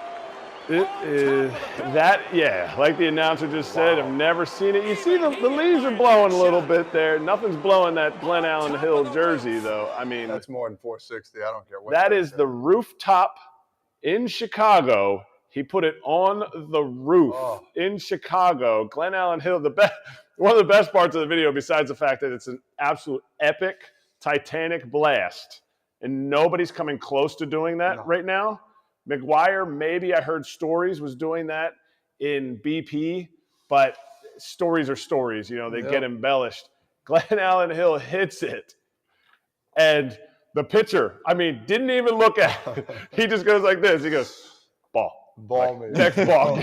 Give me the next one, because that one's not coming. The rooftop, that should be talked about way more than, and they put the 460 sign up there. Stop it. That's 35, 40. Yeah. So far. Come on. And where that freaking ball would land? Holy shit. Hey, do your Kratz Hats or I'm going to forget. Oh, yeah. Kratz Hats today. This is my first, I think it's my first non-minor league hat. Oh. So we're going, and I've definitely, I don't know if the video can show it. It's got a little salt stains. This is when you only got one hat. This was Summer League. Wood Bat League, the Waynesboro Generals. Only a few OGs know about this one. I got another one, but the Waynesboro Generals in the Shenandoah Valley League. It was must have been hot there, huh? Part of the journey. Well, I wore it to the golf course because so I had to have a job during that time too. Non-scholarship kids. Smart. I like it. All right, I got a video to show you, and for some, this could be tough to watch, For others, it's awesome because it gives you a little slice of the past. This was last night, and we tweeted it right afterwards just to make sure everyone saw it. You just wanted to make sure nobody missed a walk-off bunt from the backup catcher in a Royals win over the White Sox. Freddie Fermin said, quote, "My mind thought, I have to do it." And a bunt attempt. The bunt is down, and Fermin wins the game. Tell you what, he didn't have to do it, but it. And a bunt Beautiful. attempt. The bunt is down, and Fermin wins the game. So nice. We got to see it twice. That is gold. Off Reynaldo Lopez. They're like, yeah, you throw $1 billion, but take this bunt, dude. You just don't see that much anymore. No, it's when you walk off the field, like, what just happened? Really, what? We just lost? You definitely never tried that. No, I never. I squared one time in the COVID season because Dylan Betances was on the mound. And I'm like, I haven't had an at-bat in like 6 days. And it was first and third. I'm like, I'm going to square the bunt. I can put a bunt down. Yeah. And the other part of it was Dylan did not like fielding the ball. So I figured if I got it out there, this is a knock. And I squared the bunt. And Dylan threw one halfway up the screen. So we won on a walk-off wild pitch. Thank God. Bye. See ya. Bye-bye. Yeah, that tweet was hot. Like 4-figure likes, 3-figure retweets, the whole thing. People were all about it. All right, Todd Father, you got a shout out? I'll finish it up here. Military shout out, Camp Pendleton in San Diego County in California, Marines, and a special shout out to the corporal, my cousin, Connor Keenan. Hope you're doing well out there, man. We salute you. Let's go, big dog. Thinking about you. We appreciate you. We thank you for your service. And wow, that was a Friday. Love that. Love that. And happy birthday shout outs. Yogi Berra, and that flick is out, that documentary. So check that out. Lindsay Berra putting it together and narrating it. Ken talked about it. And happy birthday, big dog Lance Lynn. No salads today for the birthday. He knows what we're talking about. Do your thing. Cake. Fuck the sweeper. Back on Monday.